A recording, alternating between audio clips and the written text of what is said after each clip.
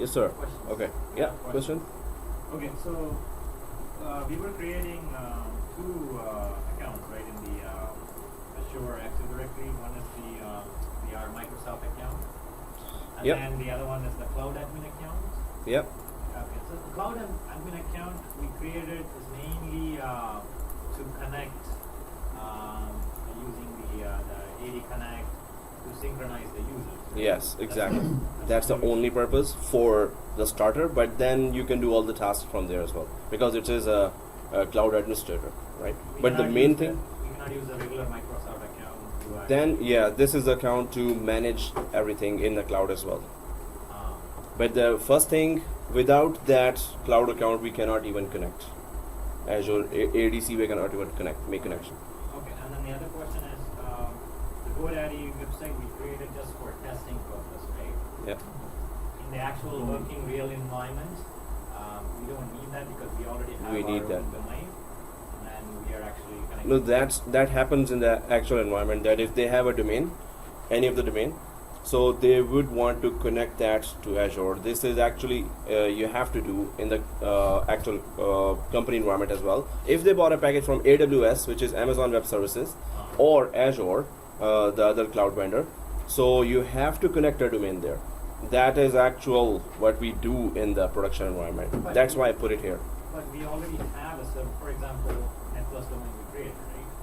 No, so the company may want to have bigger presence in the cloud as well.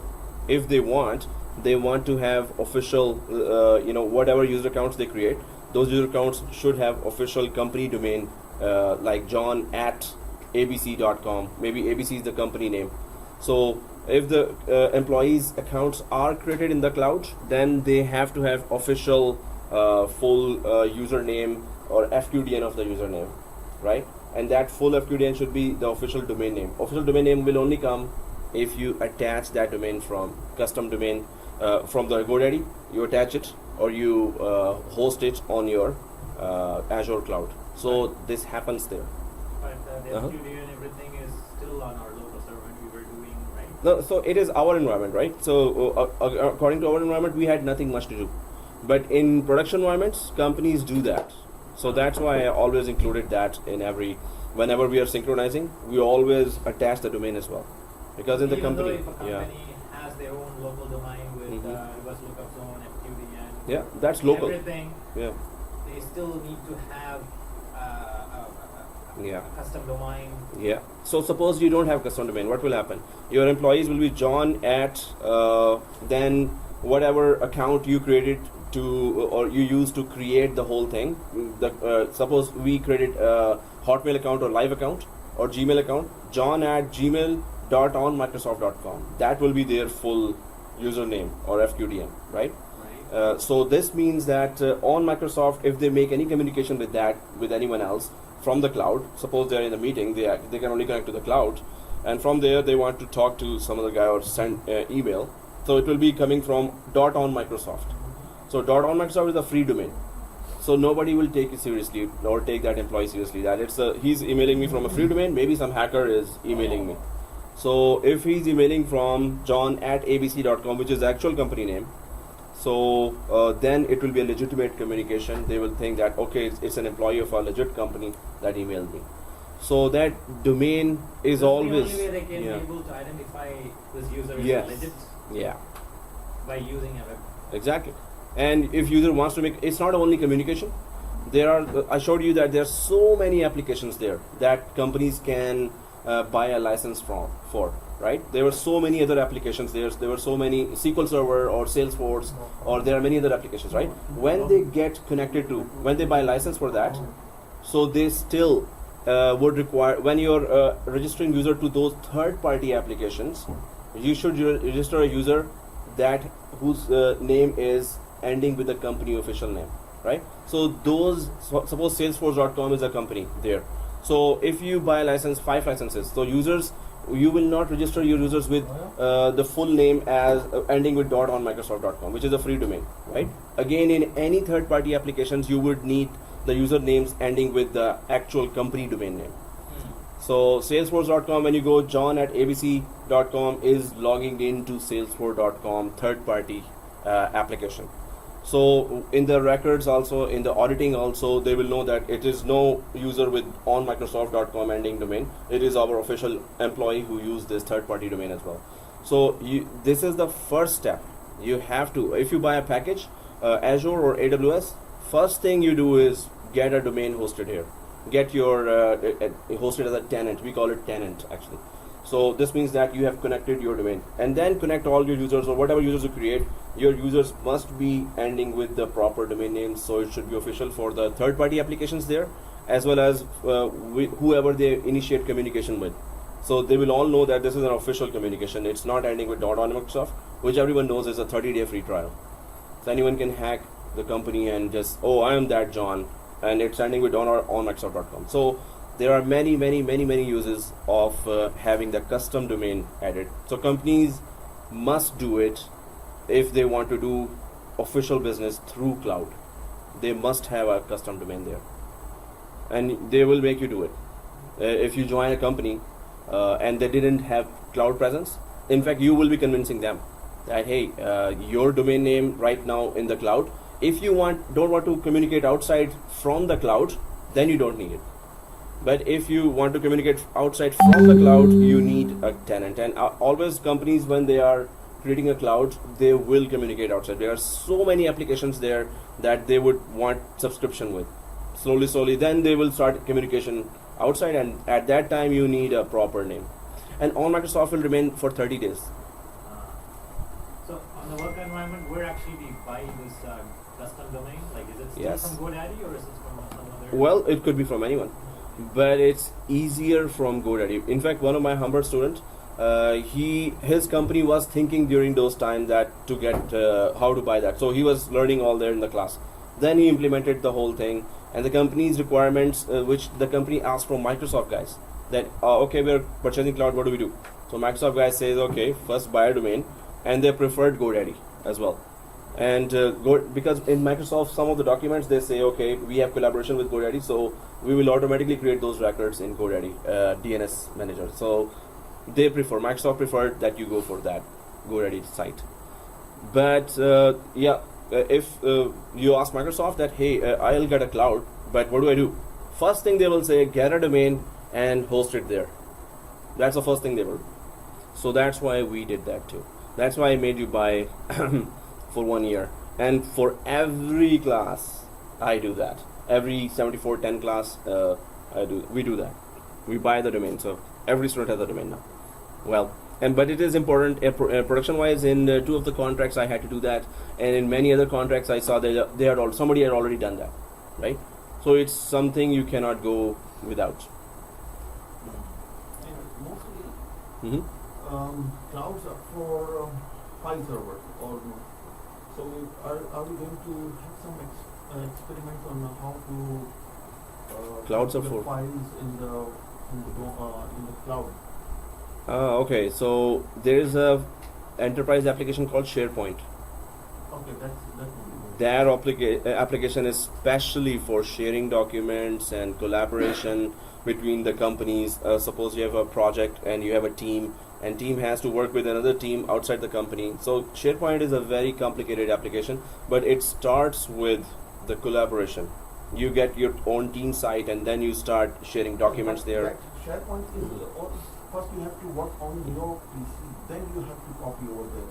Is there any way that we can directly work on the cloud directly? We don't have anything over here in our PC. Yeah, then we get subscription for Office 365. That has all the applications ready. You just need to pay, and as soon as you pay, that's it. You're there, right? So those applications, if they give you an empty laptop, like empty means only operating system and the credentials for the cloud, then it is the Office 365 package that you go to. But other companies have their package as well, where they have, and I told you what applications are there for email exchange online, for sharing documents, it's SharePoint, and for meeting and conferencing, it's Skype for Business. So it's ready-made project or a product for any company that wants to have a infrastructure there. So they will just pay 5 or 10 employees, and that's it. We're ready. We don't need to buy any server. We don't need to buy anything. Just laptops. You don't need any domain or anything. Just oh, you need a domain. Because if it's a company and they want to initiate communication with some other company, or they want to deal with their end users who are buying their services, so yes, then you need to host a domain there. So when they communicate, so they will be full name will be ending with their official name. That then they will know that we are communicating with an employee of officially, right, from that company employee. If you don't put a domain, then it will be ending with just what we were talking about. It will end with onmicrosoft.com, and nobody will trust that communication. So if you go cloud, first thing.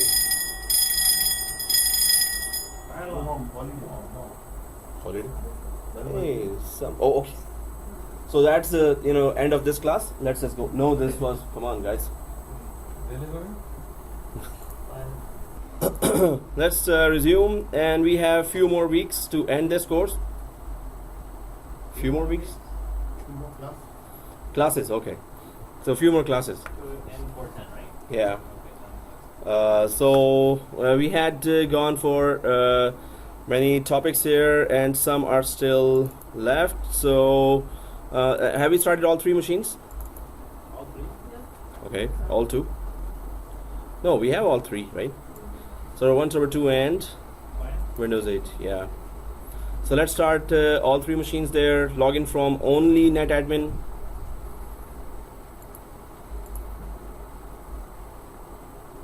So, and I'm recording. Oh, let me check. Yeah.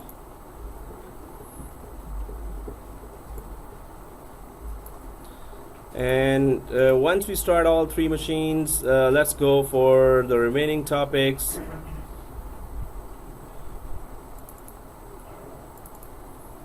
boss says to start all 3, then start all 3. Oh, okay. Yeah, it's then we will decide which one we don't need. I guess.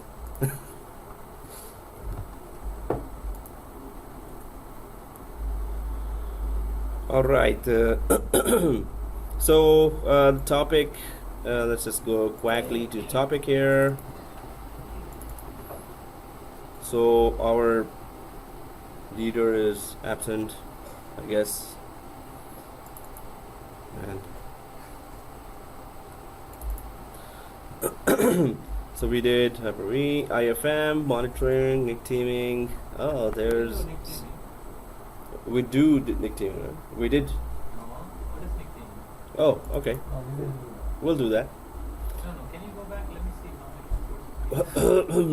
how many. It's recorded already. Now you can pause. But now I can edit as well. So no, we're gonna go through all that. I always go through that list, right? But right now, yeah, since you're concentrating, so that's why I'm gonna hide it. So okay, guys. So there's storage spaces, which is a very, very important topic here. So we're just gonna start that. What are storage spaces? What is RAID 1, RAID 5, and we're going to try to implement that as well, just to know. And this is so important. You will have to, suppose you get new servers in the office in your company, and those servers are handed over to you. What you do first, you make the RAID. You RAID. Ta-da. Okay, so what is RAID? A redundant array of inexpensive independent disks / independent, right? Some people say inexpensive, some people say independent disks. So then there is RAID 1, and then there is RAID 5. And what do? These are the more popular, and there are RAID 0, 2, 3, 4 as well, but they are not redundant, right? So we're talking about the many other features of storage as well, other than RAID. So let's get going with that. First of all, we're going to go to RAID, but there are some terminologies here for the storage. There is a terminology called storage spaces, and then there's a terminology called storage pools. So storage spaces has everything to do with the software side of the storage. First of all, what is storage? Keep all the data. Store all the data. More applications. So it says So here, storage, yes, the space on which you keep your data and the hard disks themselves are also referred to as overall storage. Mainly we refer to the hard disks, SSD or non-SSD or SAN disks, right? SAN, storage area network, or NAS. What is NAS?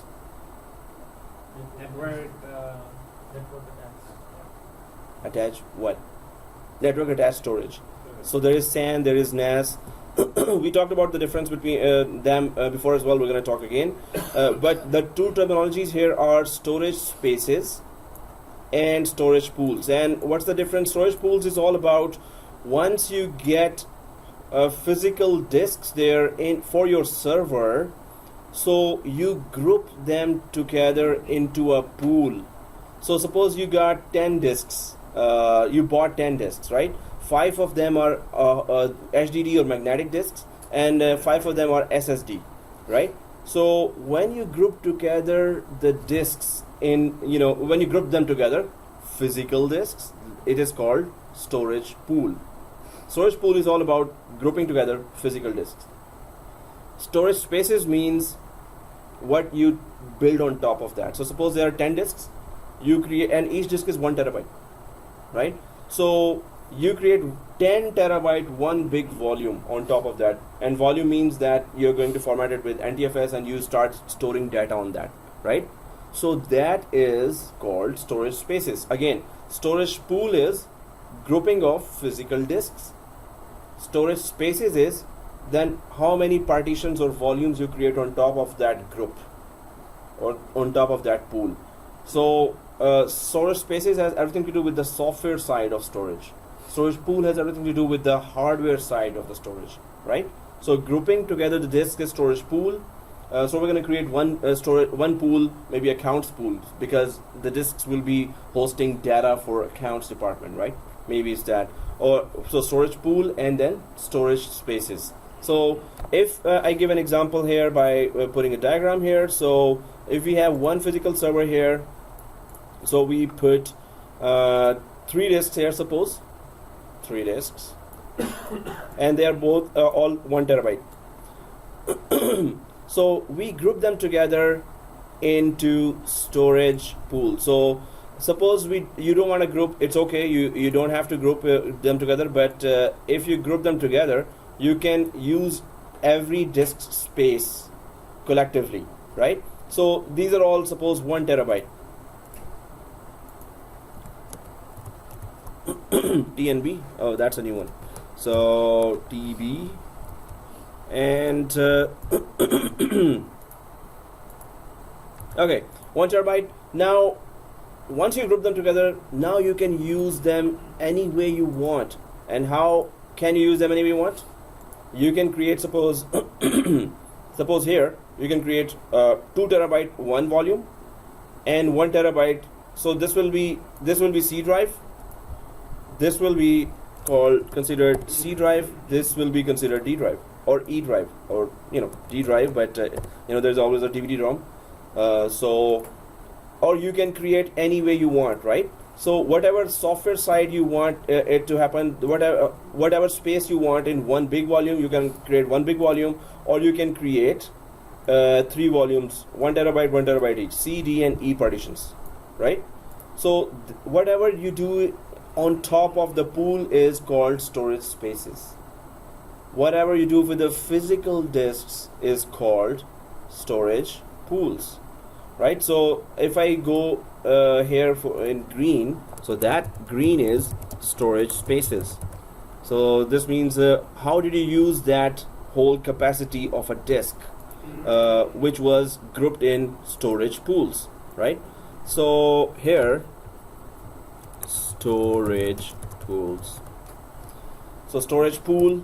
Now you can also group them together. Suppose there are 3 disks and you group only 2 disks together. You just want 2 terabyte here, and 1 terabyte you will use as a reserve, right? You don't want to use that now.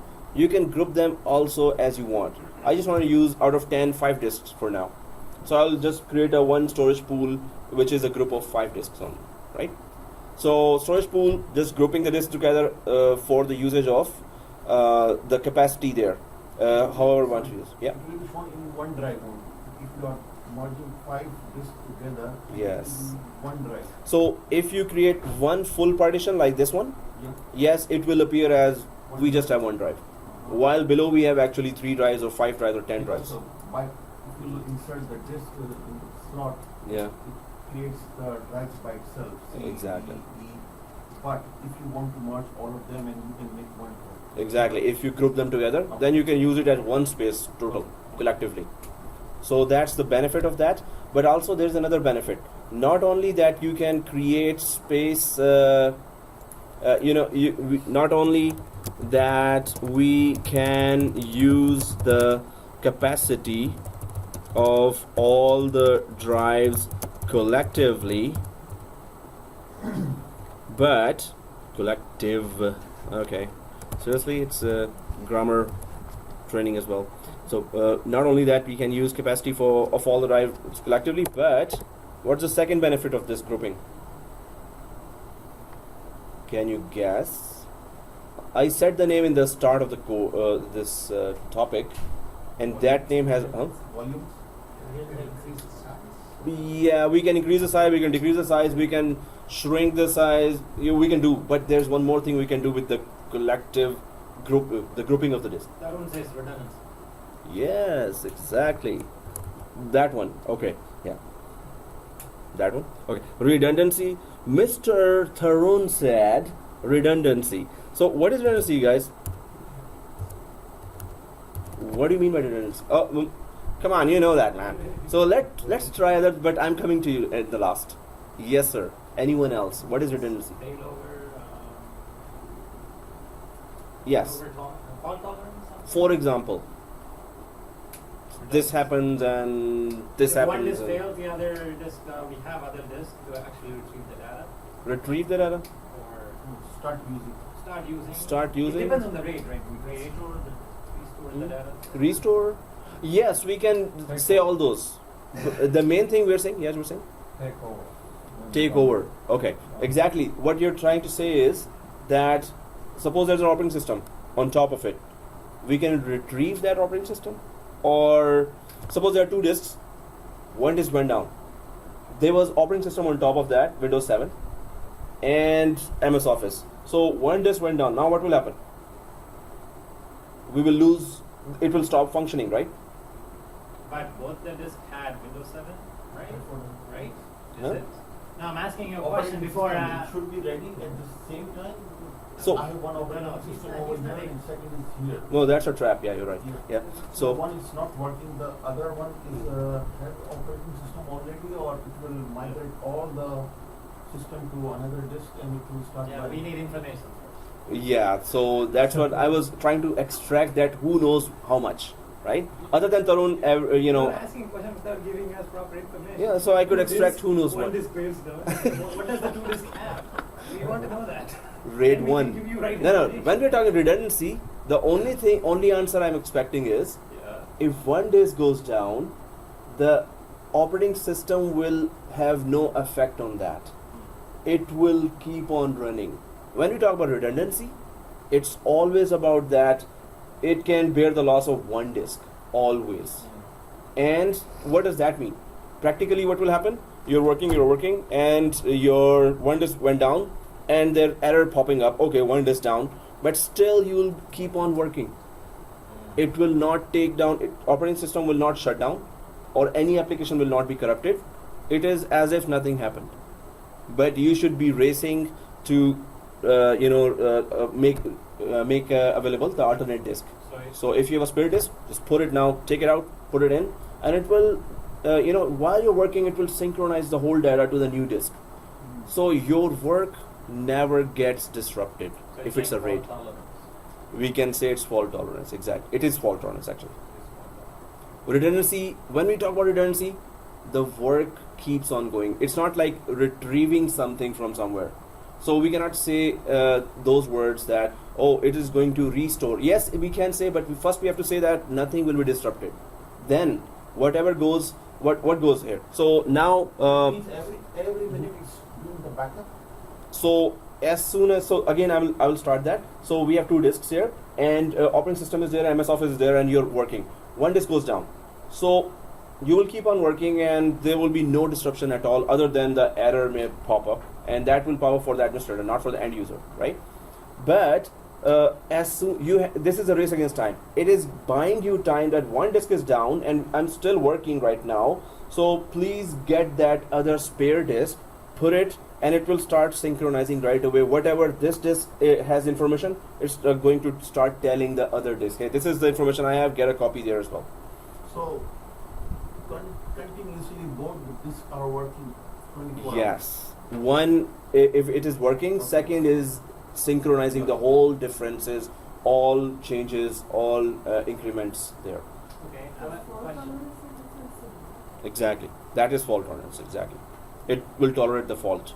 Fault is one disk goes down. Yep. Okay, the question is, since these disks are actually in the actual server, or Mhm. if there's like multiple disks, it's in the like SAN, Yep. right? But like you said, if one goes down, the other will. We don't know. It will keep on. Without knowing, yeah. how can we replace the disk? No, Like, system administrator will get a warning the next second, the next millisecond actually. The monitoring systems are so good, of course.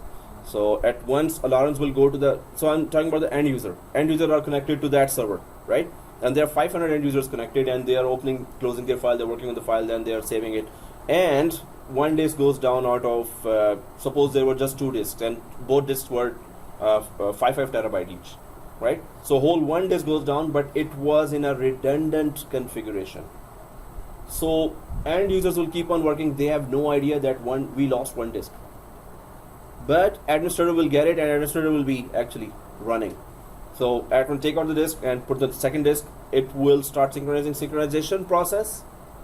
It will be a little, the performance will be degrading a little. It will be degraded a little. That they will say, okay, I'm opening a file and it's still, it's opening slow. That's all, right? But there is no disruption or downtime. Downtime means you have total disconnection from your with your files, right? So redundancy, when we talk about, there is RAID 1, RAID 5. It has different configuration, speed and capacity advantages. But the main thing is, when we talk about redundancy, if we lose a disk, it's still, the show goes on. The application never is disrupted. If we lose one disk, if we lose the second disk, that's where everything goes down. Everything. Suppose you have 32 disks and you have RAID 5. We're going to talk about RAID 5. What is RAID 5? But suppose you have 32 disks. You can have 32 disks in RAID 5. RAID 5 is also redundant. It also offers redundancy. One disk goes down, it's race against time now. Go there, get that disk, new disk, and just take out this one and replace it. That's it, right? Replace, and it will synchronize and we're good. But you said, okay, yeah, one disk down, and I have ordered this because you did not have in the storage already in your store, in your company, you didn't have a spare disk, so you're ordering it, and that's a very, very bad move.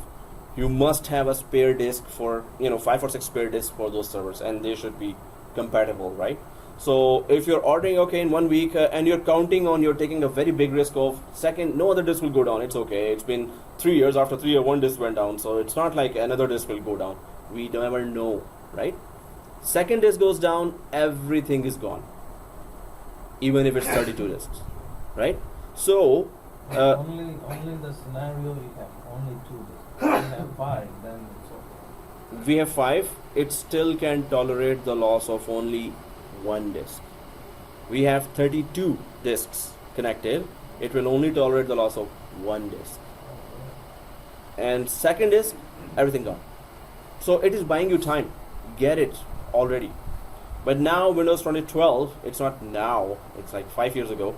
Windows 2012 has another type of RAID 1 and 5. Now let's talk about RAID 1 and 5. First of all, we talked about storage spaces. Do we understand storage pool and storage spaces? Anyone can tell me in your own one line only?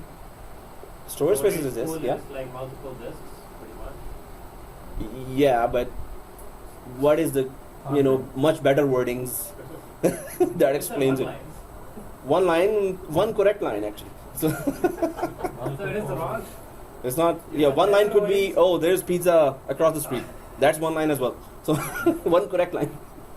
Multiple hard drive. Multiple hard drives. What? You're there, but That's what I said. no one. Yeah. Grouping of physical disks. Yes, grouping of physical disks. Now that's the Thanks. correct test. Oh, hey, that's not fair. So, so hey, it is grouping of the disks. I'm not posing So- it. Yeah. He's just. Oh, okay. He's always talking in the ears. Ta-ta-da. So in the interview, if you have very good high tech, so here's the interview going on, and here's Tarun is also listening. So everyone, Tarun is available and interview questions. So just question coming from the interviewer, he listens. He at once says, "Okay, the answer is this, sir. Yeah, the answer is this. Good, very good. You know everything. Okay, who you're talking to in your ear? Okay, so." You know, interviewers have some kind of, I don't know, magic or something. They just catch so easily. Sometimes I, Catch it from your face. face expression, no, on the phone as well, they catch. They are so experienced sometimes, and I try to fool them, but okay. Like, I know that their technical level is not that high, but they still catch me for things that I think, Some people, this would not some know. people, they don't like if you talk too much. Yes. That's the problem. Or if you have higher knowledge, if you specify that Yeah. this is actually this. Uh-oh. Now you rang a bell and now he doesn't like you anymore. So They are looking for someone in the yeah, who middle, stays? in the medium range, right? Yeah. Not low or not high, the medium range. Overqualification is a big Overqualification, threat. What Yeah. happens is if they hire them, they won't listen. Yeah, yeah. That's another thing that they're scared. Exactly. And then as well as you have to pay them more. Yeah. That's the thing. Or let's be humble with our knowledge and yes sir, you're right. Yes, okay. All I need is that check. Keep on coming. Thank you. Just keep on paying me. Right. So and yeah, being Rule humble. Number one, Hmm? number one, boss is always right. Rule Yes. number two, if boss is wrong, see rule number one. So, rule number 2 is see rule number 1, Rule is, if boss is wrong, see rule number one. which is boss is always right. Oh, well done. So that's a very good one. Excellent. Yeah, that's how it is. Same applies to wife too. Wife is always right. Yeah. If she's wrong, see rule number 1. She's always right. Okay. Good. Okay. First boss. So Second boss is the company boss. so guys, one thing is that it is grouping of the physical disks, storage pool, and then whatever partitions or volumes you create on top of it, it's storage spaces. But once we group them together, now we can also achieve redundancy if we wanted to, and of course we want to. So redundancy, this means that first you create a group, then you decide how do you want them to be redundant. So if there is RAID 1 or RAID 5, there is actually RAID 10 as well. There are there are many other types of RAIDs as well. But just to understand basics of RAID, in RAID 1, so the RAID 1, if you want to implement, I just put here 3 drives, right? So if I go for, How about the RAID 0?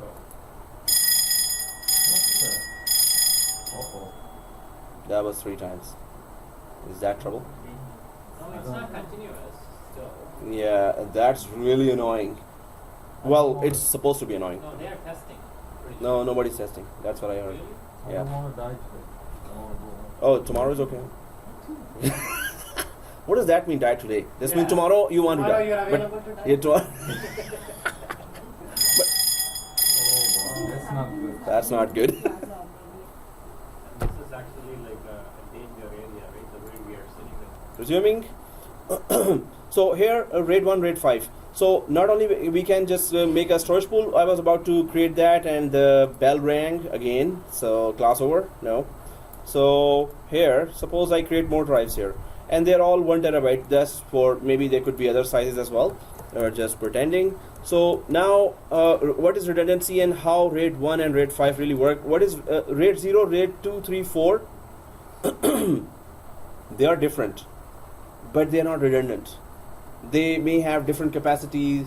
They may support something else. But let's just go for RAID 1 and 5. Why they are so important? Okay. Is it smoke? No. Okay, guys. So here, RAID 1 only. Oh, that's minimum. Oh, that's okay. There's something wrong here. That's RAID 5 comparison. So first of all, RAID 1, Windows 2008 and earlier. Oh yeah, maximum RAID 1 requires 2 disks, right? Maximum 2 disks are required to create RAID 1. So maximum also, you can, if it's 3 disks, you cannot create RAID 1, right? So second thing, it is mirroring. So it's one disk is an exact mirror of the other disk, and whatever is being written on the first disk is being written on the second disk as well, right? Third thing, how many disks loss can be tolerated? Of course, since there are 2 disks, so 1 loss is tolerated. When we say tolerated, what does that mean? If it goes down, we can still keep on working. That's the meaning of tolerance here. So RAID 1 offers lesser capacity than RAID 5. So because it is maximum 2 disks, and also, you know what will happen in RAID 1? Suppose you have 1 terabyte each disk. Right. Yeah. The file is just a test. Oh, it was a test. Okay, cool. Thank you. All right. You know, students were happy. Oh, we get to go home now. Okay. So, no, we want to study. Come on. So, okay, guys. What will happen if you create a RAID 1? And let me just show that in the diagram. Suppose you have 1 terabyte and 1 terabyte disks here.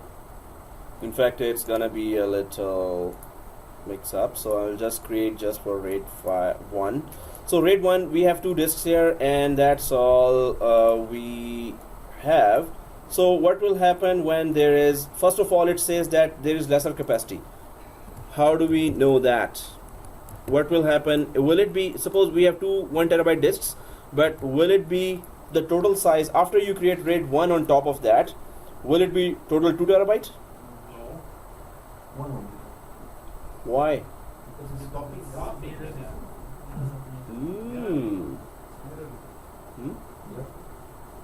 What this is, okay? Okay, so where's your buddy? Come on. Oh, no, come on. It's your responsibility that he should be here. So okay. Hey, if you are listening to video, yeah, we all miss you. Who? Okay, we don't know. Oh yeah. So unless there is a reason, legit reason, no. Last 2 of the videos, we have noise, and seriously, not learning. So resuming, and How about this guy, the guy who gave a big lecture? resuming now. So we were talking about here just RAID 1. First thing, it has less capacity. So you need to think first before you deploy RAID 1 in a server. Suppose you have a new server, and of course with new server you always get like you will be, I have never seen 2 disks only coming there. It's always 5 or 10 disks, right? So if you decide to have RAID 1, we can still have a combination of RAID 1 and 5 in one computer. Suppose we are just putting one RAID 1 here on one computer. So first of all, you have less capacity. So if it was 1 terabyte, we get, after RAID 1 is configured, we get half of the total capacity. And you figured that out already. That was good. And Is that, do you have a choice? no choice. So If it's a mirror, it's always a half capacity. So second thing, but that's the capacity is a drawback, right? But there's a benefit to it as well. Benefit is, of course, first is redundancy, which is the benefit, main benefit, but that's a benefit in RAID 5 as well. But the second benefit is performance. If it's a lot of disks, the overall performance is lesser than only 2 disks performance, right? Suppose we are buying, we were buying for our Exchange server 3 more disks. So the boss had a choice of 1 terabyte and 385 GB. 385 GB 2 disks or 1 terabyte 2 disks. So which one we should take? There's a pair, so we want to buy a pair of disks. right? 1 terabyte, we can take that. And then there is 385 GB, 385 GB, which is like one third, right? So which disk, if you want performance, which disk we should take? If you want performance, yeah. 385. Why? Why 385? Why not 1 terabyte? The space is lesser, but the performance will be better. Because the larger the space, the performance will be reduced. So data is spread across the disk on a file system. When you install MS Office, suppose, so the whole data, the files are spread across. The data is spread across the whole disk. And if it is a bigger disk, it's spread across further, right? It's the same thing. If you have 500 GB data and it's copying that 500 only. If it's 1 GB or 2 GB. It spreads longer. It's across the 1 terabyte instead of across the 385 GB. So retrieving the data is much faster in a smaller disk. But Retrieving the data is only 500 GB or 385 GB. yeah, but retrieving speed is always taking time because data is much further away in a bigger drive. It's scattered, exactly. So that's why we defragment it. Defragmentation, we know that. Defragmentation, you Organize the put it file. exactly, and they put it very near, exactly. Yeah. This rate, Mhm. go on. But how do you, is there a way to calculate how much the storage do you need based on the number of megabytes? Is there like a Yeah, formula? definitely. How would you calculate? This is always suppose it's a file server. We need every inch of that drive because people will be pouring in all their files. If it's a file server, we would go for 10 terabyte or 20 terabyte. If it's just, so I was talking about Exchange server, right? So we already planned that there will be, 200 mailboxes. Exchange server is dealing with emails, right? So there will be mailboxes. User mailboxes are supposed to be saved inside a database, and database is supposed to be put on the disk. So that database, one file, which will have 200 users mailboxes, email mailboxes. So we just were planning a small database to be put there, but that database had mailboxes of our directors and our managers, senior managers. So this means they needed performance and redundancy as well. We cannot lose their mailboxes because they are always in the meetings and conferences making deals. So if they're disconnected with their mailbox, of course, we're in trouble. So that's why we were planning smaller amount of data. We already planned that, and we already thought about that 385 will be okay for 200 mailboxes, right? If each mailbox has can expand to 5 GB, so we calculated the whole thing. If it will only scale up to 5 GB or it will scale up to 10 GB, so it will still not reach 385 GB in 1 year. It will not fill up this disk space. So yeah, we have to check how data will be increasing according to the job you're giving to the disks or to the data. So what kind of data? It is scalable. If it is file server, it's going to scale very fast. All users, as soon as you say, hey, this is your file server, okay, let's put my Finding Dory movie and Superman movie, okay, let's just put everything there. So people just pour in all the data. It scales very fast. So you need a lot of data if it's a file server. If it's an Exchange server, we are controlling that. So it's not at the and we put quotas there as well for mailboxes. You cannot increase more than 5 GB. Yeah. In file server, we can Put quotas. quotas. Yeah. So if we put quotas, that's good. But in file servers, we also put files like ISO images. Administrators also use that. All kinds of software is there as well. So there's always, we pour in a lot of data there, administrator side as well as end user side. But if we put quotas for end users, yes, we can control it. Anyone knows what's quota? Limits of data For user. So this means if we allocate, user space. So 5 GB quota means what for a user? This means if I give a user 5 GB quota, which means what? You cannot Say more exceed than that 5 limit. So as soon as it reaches the quota, what will happen? It will start deleting. You filled up the space. You cannot save anything else, right? So if you put quotas, definitely, then it will not scale.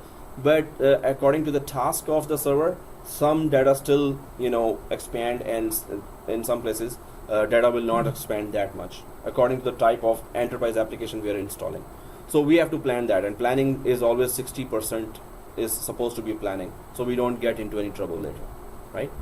So the main thing here is that you will get performance here with RAID 1, but you will not get a lot of space here. Capacity will be less. So it's your thinking now. How would you deal with that, right? But Mhm. can we can still use SSD, right? For RAID, right? Yeah, yeah. But if in case of SSD, it doesn't matter the bigger the size of the disk, right? Because anyway, the read-write speed is going to be Faster. Performance. Suppose there are two SSDs. One is 385 SSD, 385 GB SSD, and one is 10 terabyte SSD. Still, there will be a little difference between the two, right? Data is spread there. It will still be fast, but it will be faster. The smaller drive, smaller SSD will be still faster than the larger SSD drive when we compare the two. But they will both be, yes, fast. So SSD does make a difference, but smaller SSD will be still faster than. It's not like very fast, and it will be like 1920 comparison only, like very near comparison. But still, yeah, SSD makes a big difference. Yeah. We get half of the total capacity. I didn't get that clearly. So total capacity would be what? Here, 1 terabyte is maximum. It will go to 2 terabyte, right? Plus. So 1 full terabyte will be a mirror. Will be just used for copying the active data. So 1 full terabyte will be used for just copying, and 1 terabyte will be used for your actual day-to-day usage. You want to save anything, you want to install anything. So active area will be just 1 tera, half the capacity. Half capacity will be just a mirror, a copy of the active thing. So whatever you're doing, there some place there has to be a copy of that. So half of the space will be exact copy of that. So if you lose the first one, second one will still have the data. So the show will keep on running. The application will not have disruption and downtime. Okay, so RAID 1 is this, and if you lose, of course, one disk here, it's race against time, as we talked about that. As soon as you lose the disk, you're running and you're taking out the disk and putting the spare disk, provided you planned well and there is a spare disk available. So I found that in some companies they didn't have spare disk, and I was like, wow, who was planning this? Seriously, now we're at risk, and still they took 2 days to get the disk, and 2 days, thankfully, the second disk or third disk did not go down. So we were taking a very big risk. If it had gone down, wow, the big disruption. We were taking a backup every day, but yeah, we have to restore them, right? And that takes a long time, and the downtime separate than that. So that was whoa. So you must have spare disks always available. Can you replace it with a bigger program? Yes, suppose you have 2 terabyte. So you will replace it 1 terabyte with 2 terabyte, but only 1 terabyte will be usable from that bigger disk. Other it will not use. Yeah, that will go to waste. So this is right. So this is RAID 1, and let's go for RAID 5 now. So what is RAID 5? There's a comparison in the slide as well here. Right? More than 2 disks. Exactly. So minimum RAID 5 needs, okay, this is minimum, it needs 3 disks,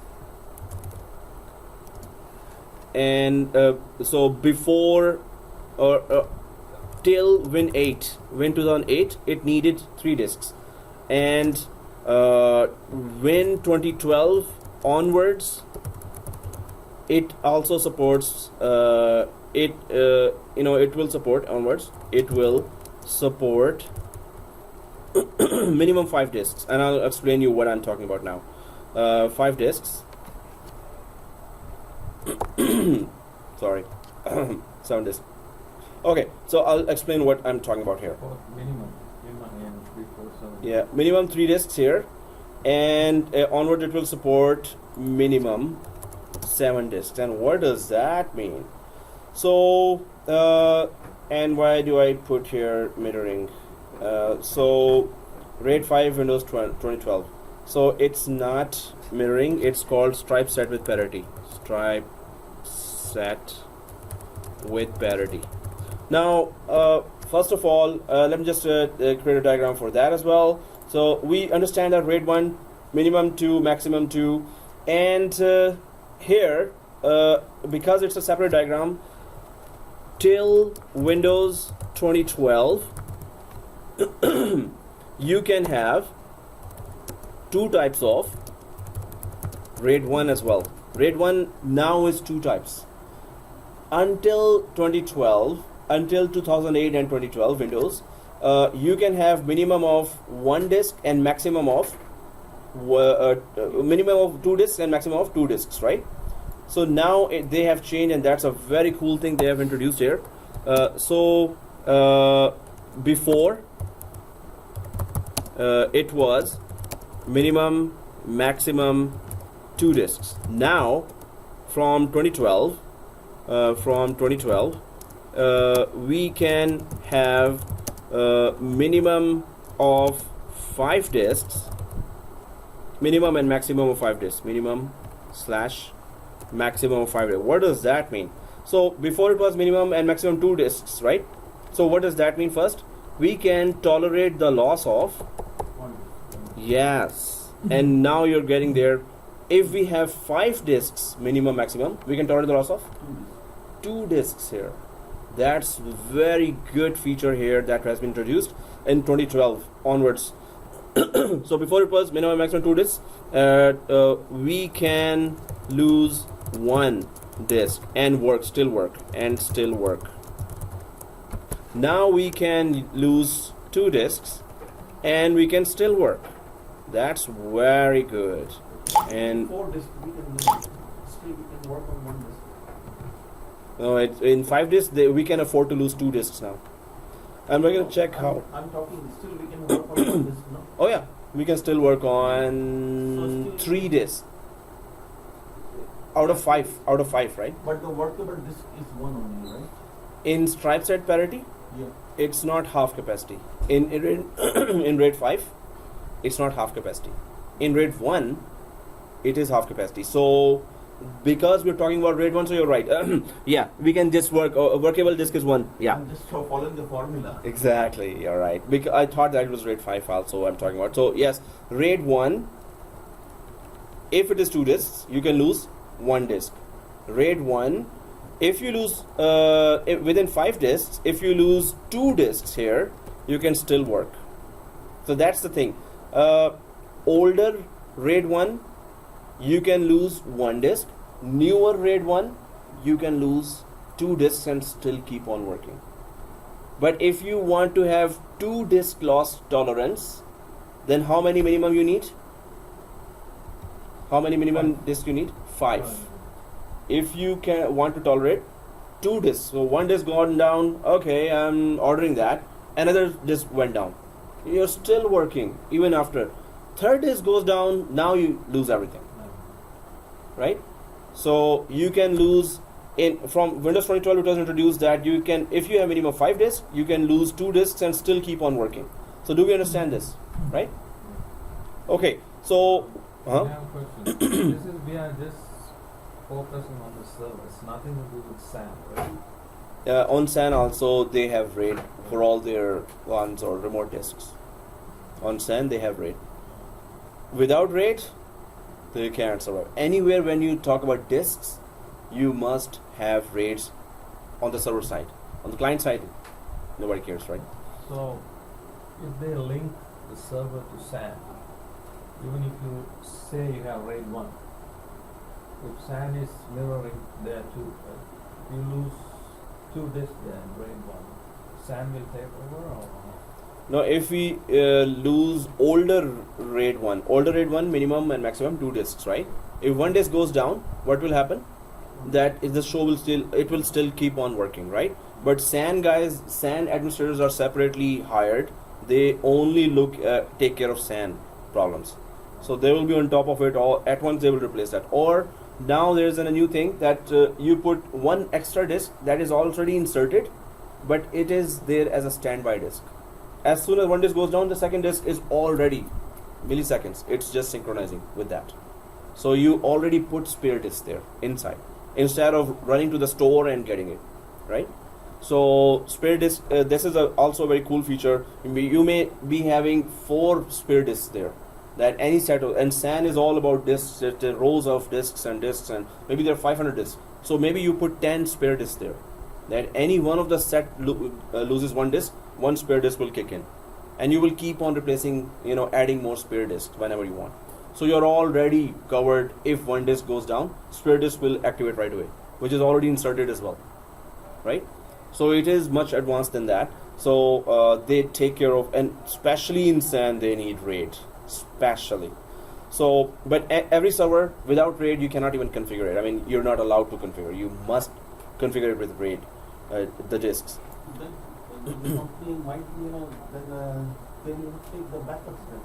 No, they still take the backup. Still taking backup. So this is about that if one disk is lost, it is still running, right? If second disk is lost, suppose it does lose, then what do you do?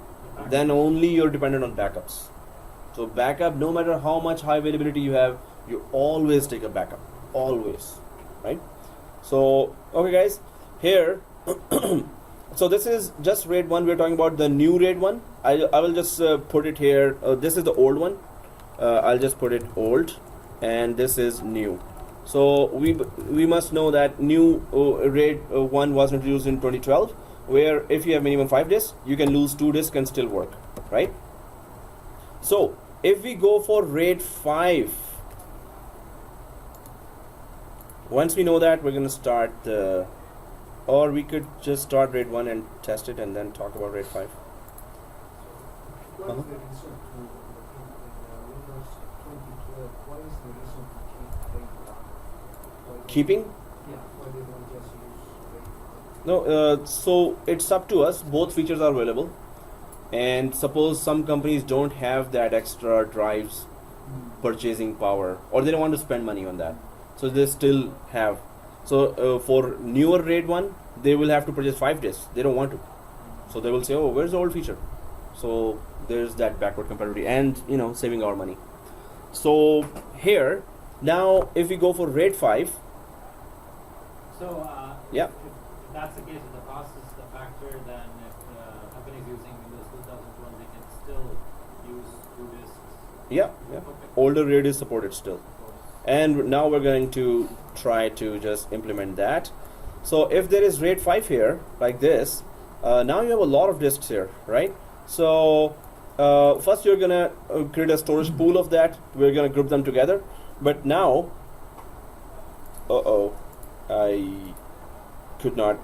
So old RAID was minimum maximum in RAID 5. How many we had? Minimum maximum in older RAID 5 we had 3. We needed 3 disks, right? In RAID 5. Now we're talking about RAID 5, right? Yeah. So minimum 3 disks, and here in newer RAID, how many? Newer RAID we need. Are you talking about RAID 5 right now? Yeah, RAID 5. Okay, change there to fill Windows. 7 disks. 10 Windows 12. Oh yeah. Alright. RAID 5. Okay, so now till Windows 2012, you 2 types RAID. You use, you don't use. Okay, what is that? You 2 types. Okay, anyway. So you need you have 2 types of RAIDs. So RAID 5, older RAID, minimum 3 disks, and maximum it can go to 32 disks. 32, right? So minimum. Oh, I put here minimum maximum. So minimum is 3 disks, and maximum is 32. So that's why. And I'm just gonna add here max 32 disks, and minimum. How do I put? And so this application is really not good. Okay, minimum 3 disks and maximum. So here minimum for newer RAID 5, how many are there? Minimum 7. Minimum 7, and maximum you can just 32, or it is still 32, but you can have 64 as well. But I don't think 64 is going to be. So we are talking about disks that are physically available in the server. What you put in the server, right? If it is on How many RAID, disks we can use it in 30 if we have 32? Still 2? yes.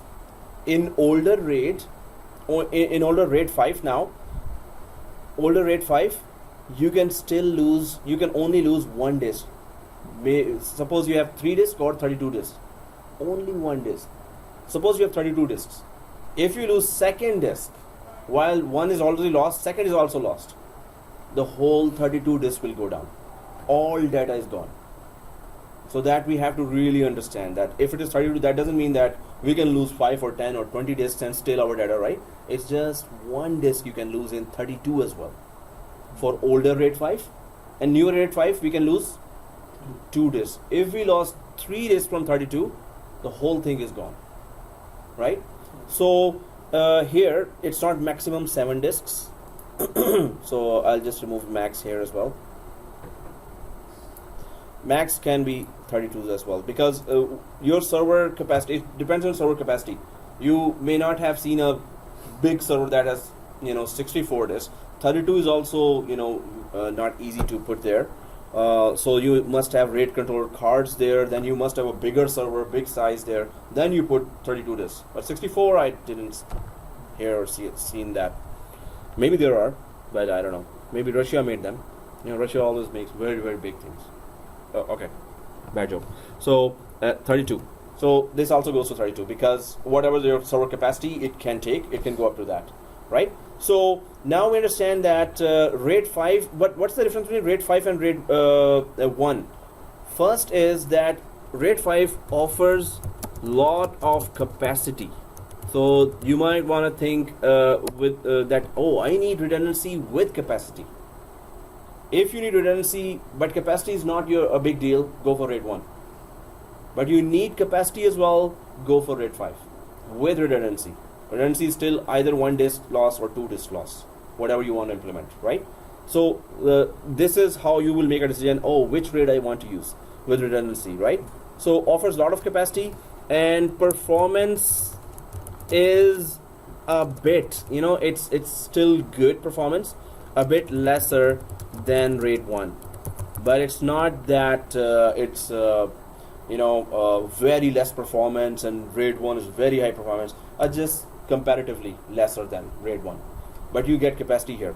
So one is capacity, second is performance is a bit lesser, and that's pretty much it. How many disk loss? That's it. So yeah. Guys, suppose you have cluster servers. Cluster servers, okay. Right? And the RAID 1, 2 disks died. 2 disks died. Yeah. RAID 1. Yeah. Newer RAID 1, yeah. Cluster going to take over anyway, right? So you don't have to worry about. So clustering is full computer redundancy, full server redundancy. If the whole server is lost, Okay. it will fail over to the passive server, Right. right? If a disk is lost, so in the cluster, RAID is taking care of the disk, and clustering itself is taking care of the full server. So RAID will still take part, and cluster will not. Cluster will see that if the application is disconnected for some reason. Suppose we lose 2 disks, and we had a older RAID 1, and we lost 2 disks. 2 disks means everything is gone. So it will fail over right away to the Yeah. surviving cluster, So surviving server in the cluster. So we don't need to panic, like. If it is a cluster, not every server we put on cluster. Clustering needs exact same other server as well. So bigger companies can afford that. Medium or small size companies cannot afford clustering every server. So they have to resort to then RAID 1, RAID 5 and backups every day. And for critical servers only clustering. Clustering we're going to do in Windows, in 7412. So you will see that it's complicated. So okay guys, so we get to know that. Let's just implement RAID 1 first and then RAID 5 in our environment, and let's use experiment on our Windows 20 server 2, our second server. We're first going to implement RAID 1. Yeah, There are 2 RAID 1. New there is a new and old version of RAID 1. Same thing with 5. Same thing with 5. So there is a new RAID 5 and old RAID 5 and new RAID 5. It's just that the capacity is always the case. RAID 5 is all about capacity. You have a lot of disks and still have redundancy, and RAID 1 you have lesser capacity and still redundancy, right? So new RAID 1 is much better than every. Yeah, so new RAID 1 you can lose 2 disks and still work. Yeah. What more we need? That's giving us a lot of time. Suppose we did not order the disks and now we are ordering the disk. one disk is gone and we start ordering right away. And maybe second disk is also gone and still you're good. That's all we need. The order arrived with 10 disks and now you can just easily. But if it was just one disk, yeah, you're at very big risk now. That the second disk goes, everything goes. So yes, that's a very good thing that introduced in 2012. Let's just try to go for RAID 1 and try to implement all our concepts there. So first we're going to go for RAID 1 older RAID 1 with one disk loss, and older RAID 5 one disk loss, both, right? So now we know that older RAID 1 needs minimum and maximum. 2 and 2. Older RAID 1 needs minimum and maximum how many disks? Minimum 2. And maximum 2. Maximum 2. Okay, so let's do that. Let's do the easy one first. It's not easy as well, but so today we just need server 2. Okay. And why did you ask us to run all three?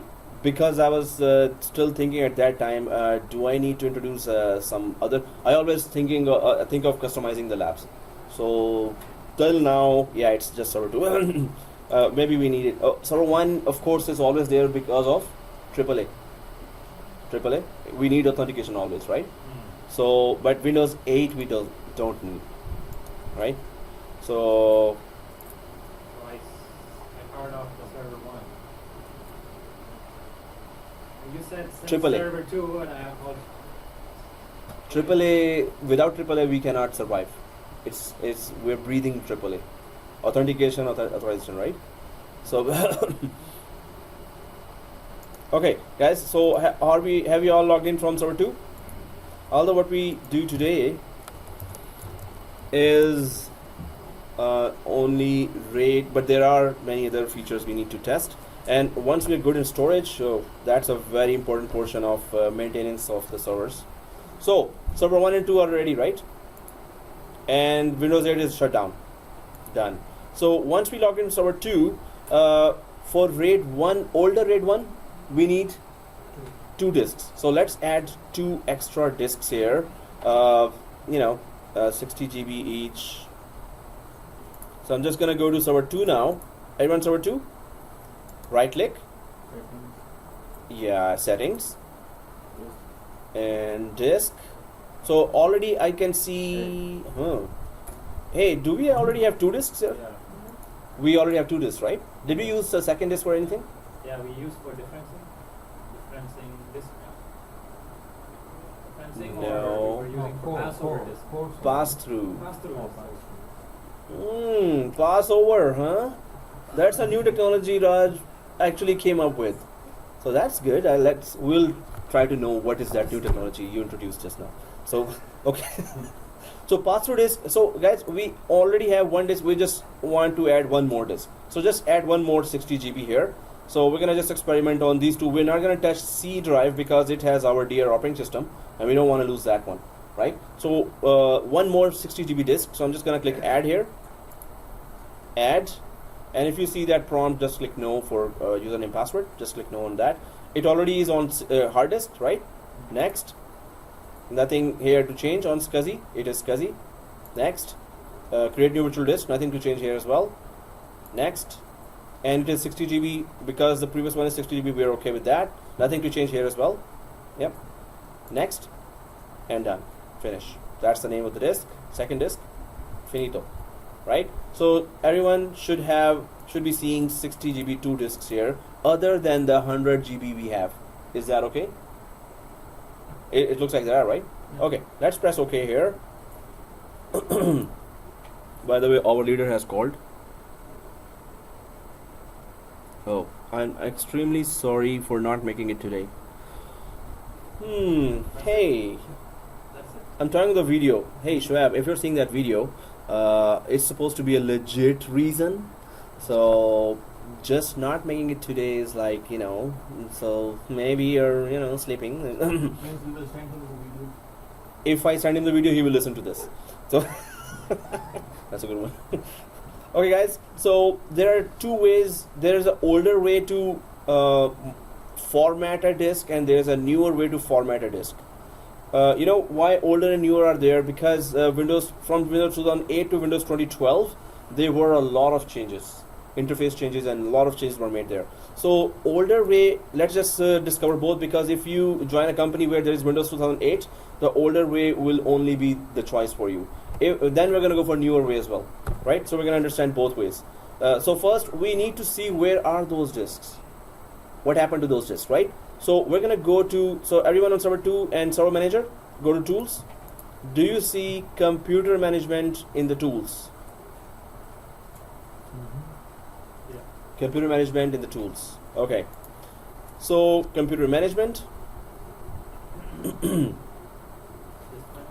And then exactly disk management. So disk management, everyone see that, right? Disk management here after computer management. Everyone see so? Okay.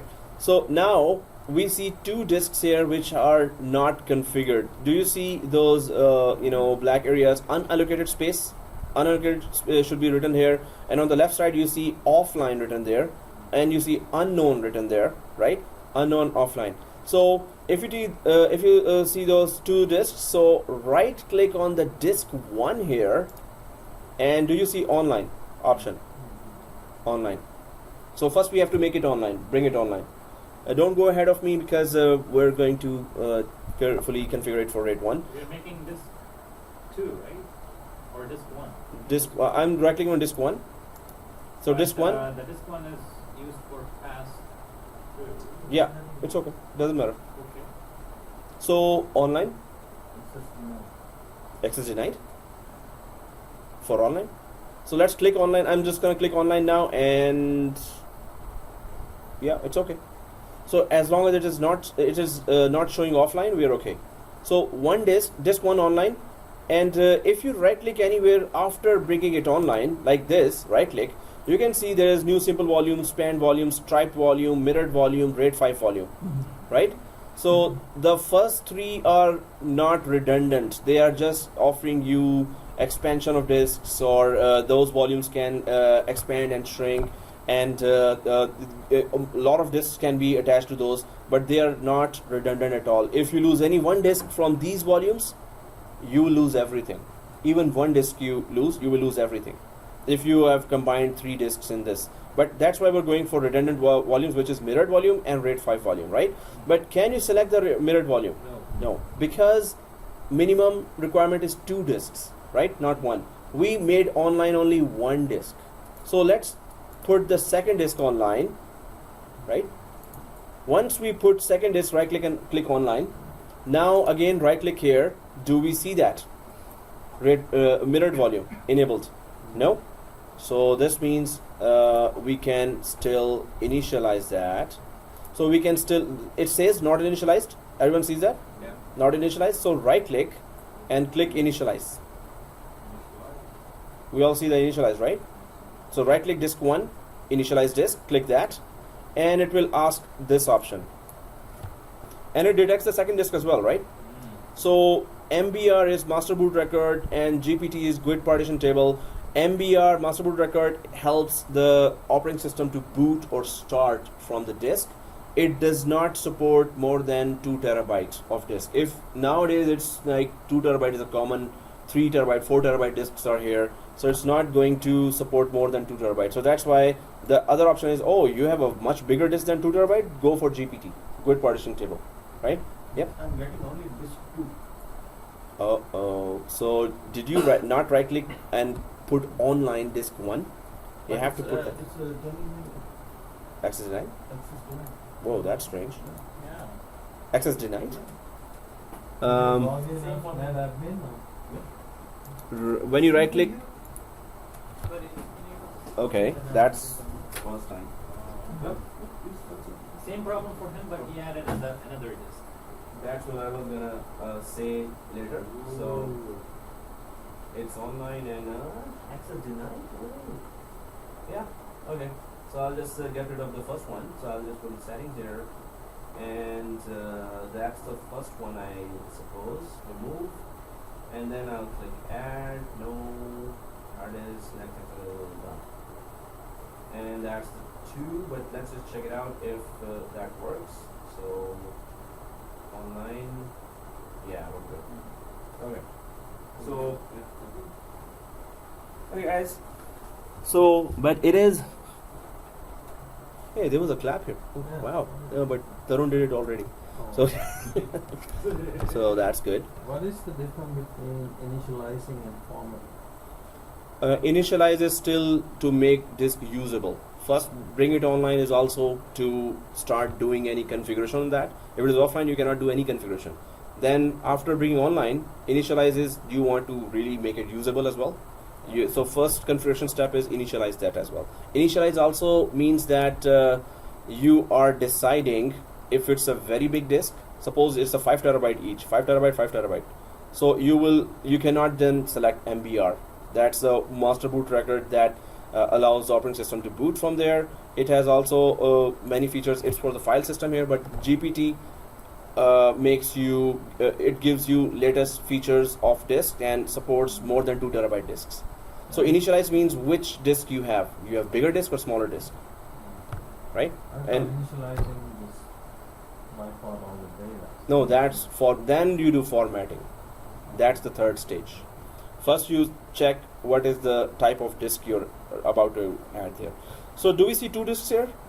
So we know the difference. We can just select MBR or GPT, it doesn't matter, right? So if 2 disks are there, press OK. And It's 2, right?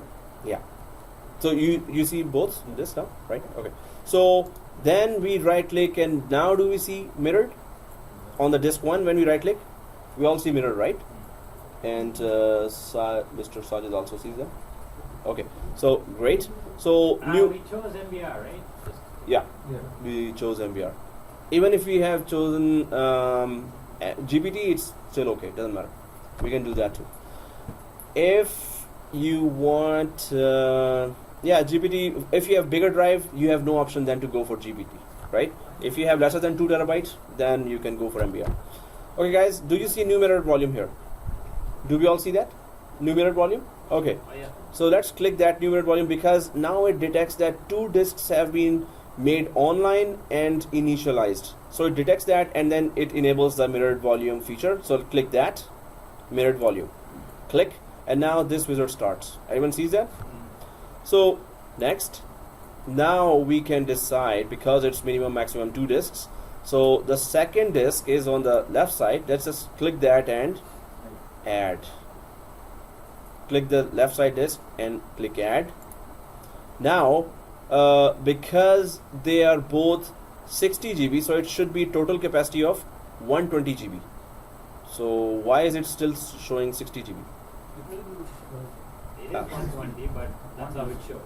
Yeah, that's how in RAID 1 it will show the half capacity, right? So let's click next, and it's going to be getting the drive letter of E. We can change that too, but let's just keep it like that. So next, now NTFS volume, yes, we need that. This is for security for file system, and then there's a new volume which we can change as RAID 1, and click the perform a quick format, right? So RAID 1 NTFS perform a quick format, although and enable file and folder compression. What is compression? Anyone knows? The data, exactly. So if we select this, it's going to reduce the size, but retrieving the data will be slower, right? You gain a lot of space, but retrieving, you have to uncompress the data and then open the file, so it will be slower always if you compress the data, right? So it's your choice about capacity or performance. So performance is of course more required there in the production environment. So click next here after choosing this option, perform a quick format, right? Next, and finito. Now do you see this message? The operation you selected will convert the selected disk to dynamic disk. So if we see in the background, it shows basic, right? So basic disk does not have features as dynamic disks. Dynamic disks can create volumes. You can shrink volume, expand volumes, and if there's a data in the volume, you can still add more space to the volume without disturbing the data, which you cannot do in basic disk. Basic disk has partitions, and if you have C partition, you want to expand it, you cannot expand it. It will disturb your Windows files there inside. So basic disk always have lesser feature, and dynamic disk will have much more advanced features for. So here, if you convert the disk to dynamic, you will not be able to start installed operating system. If it is already installed operating system and you're converting this disk from basic to dynamic, you will lose the boot files there, and it will not start. If it is already installed and you want to convert it to dynamic, so never convert a computer to or disk to dynamic if already you've installed and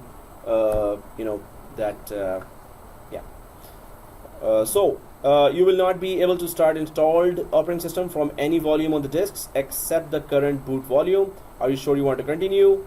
So we are not touching the C drive, so we're okay with that, right? We're just messing with the disk 1 and 2, not disk 0. It starts always with 0, right? So press yes here, and it's going to convert. It started converting. If I try to see that, yep. Wow, that was fast. Oh, is it done? Yeah. Because there is no data inside, also it's just empty disks. So giving the same name, E for both of them. yes, you know why? It's just one drive. So let's see the proof. Is it done for everyone? Yeah. Okay, is it done for you? No. It's still doing? Yeah. Mm. So it should say healthy. So it's Formatting. Really? Yeah, it's like Okay, so guys, go to the file explorer here, file explorer or the yellow folder. Do you see E drive now? Yep. We had 2 disks. Why is it showing 1? No, I mean logically it's 2, but Physically it's supposed to show 1. It is supposed to be. Suppose we have RAID 5 and we have 32 physical disks. One. It will still show. If we want to create just one partition, we can just have one. But the question is, in case one of the disks fails, how to access the information? How to access the No, information it's- from the other drive? It's one drive, so the data is. Okay. So okay. overall, it's just one partition. Right. It will just go to the second one, the surviving one. Okay, because it would fail. Exactly. But we don't Somebody know needs which timbits. is the- Okay. Yeah. Which is the actual drive we are working on? Oh, we don't have to know that. Yeah, It now it is being managed by. No, Windows manages said that. that on at the time, like something will pop up. This Yeah, failed. that's another scenario. That's for the event. That will be just the monitoring alert to the administrators only. Okay. If you're asking for end users, No, not end user. Who? I'm talking about administrator. That on which disk we are working Oh. on now. we have to not worry about that. It is being managed automatically by the operating system itself. It is managed. So it's concerned. We know that if physical disk 1 is gone or 2 is gone, any one is gone, we will still keep on working, and we have to replace. Yes, it will at least tell us which disk is gone. Yeah. It will tell us that. But which disk is being used? Yeah, that's not what nobody will know that. So guys, What information it will give? Say 5 disks are E, right? So one is there. Yep. So in the monitoring tool will send in the event viewer, and that will email you as well that the one disk is gone. Then there are monitoring applications that give you the physical overview. That will you give the serial number or anything? no, there will be physical. It will be kind of a diagram. But one thing is, if Amber, when 5 disks are showing there. So let me just show you this. So how do we know which disk is gone, guys?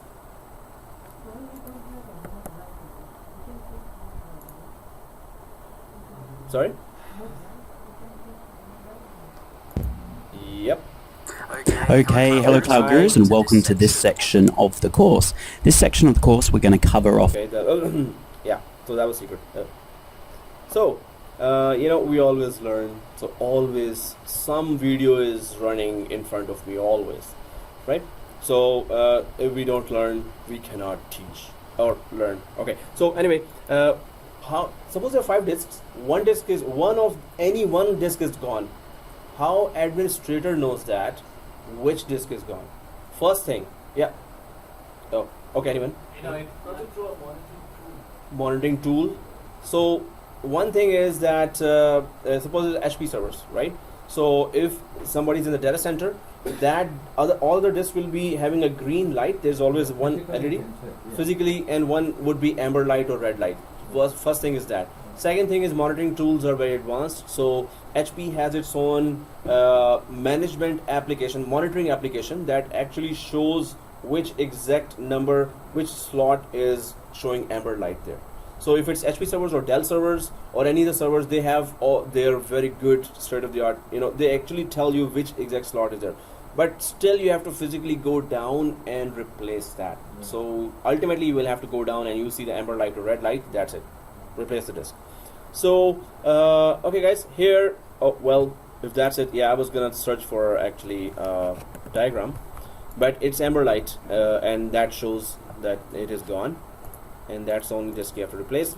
So, guys, RAID, yeah, You also have RAID cards. yeah, RAID controllers with the RAID battery as well. So do the RAID controllers provide you an application that can monitor the It's always there. So with the HP, with all these servers, they always have applications. Some give you with money, and some just give you. Dell, I think, give it's free. HP also it's free. But one of the main brand, we have to purchase that application that actually showed us the diagram in a picture that which slot is blinking green and which is red or which is. So that's very good view when you can see that. Oh, directly this one, fourth one. Okay. so You still have to go physically there. is it actually like a software tool or is Yeah, it like it's a software application that shows actual diagram of which is blinking green, which is blinking red, and it alerts as well. So we can actually see in diagram what's going on. So guys, RAID E, RAID 1 in E drive, RAID E.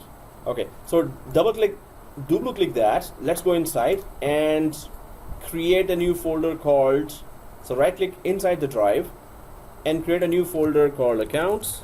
I don't know why I always go for accounts. So anyway, accounts, and in E drive we create a new folder called accounts. Then we go inside the folder, double click that, right click and click new, and we can go for very rich text document or text document here. Well, anyway, so text document, new, and text document, and just accounts. That's it. File name. Yeah, accounts. biryani? Biryani. Seriously. Dush. Okay. When you replace a failed drive, so that has to be formatted. That has to be, sorry? Formatted. No. So that's a good thing. Just plug it in and leave the rest to the other disk to synchronize. You don't have to do anything. Okay, guys. So if we double click accounts here, let's start typing something professionally here, and then we're gonna lose a disk, right? So this is all professional work. So anything, and that's very professional. Okay.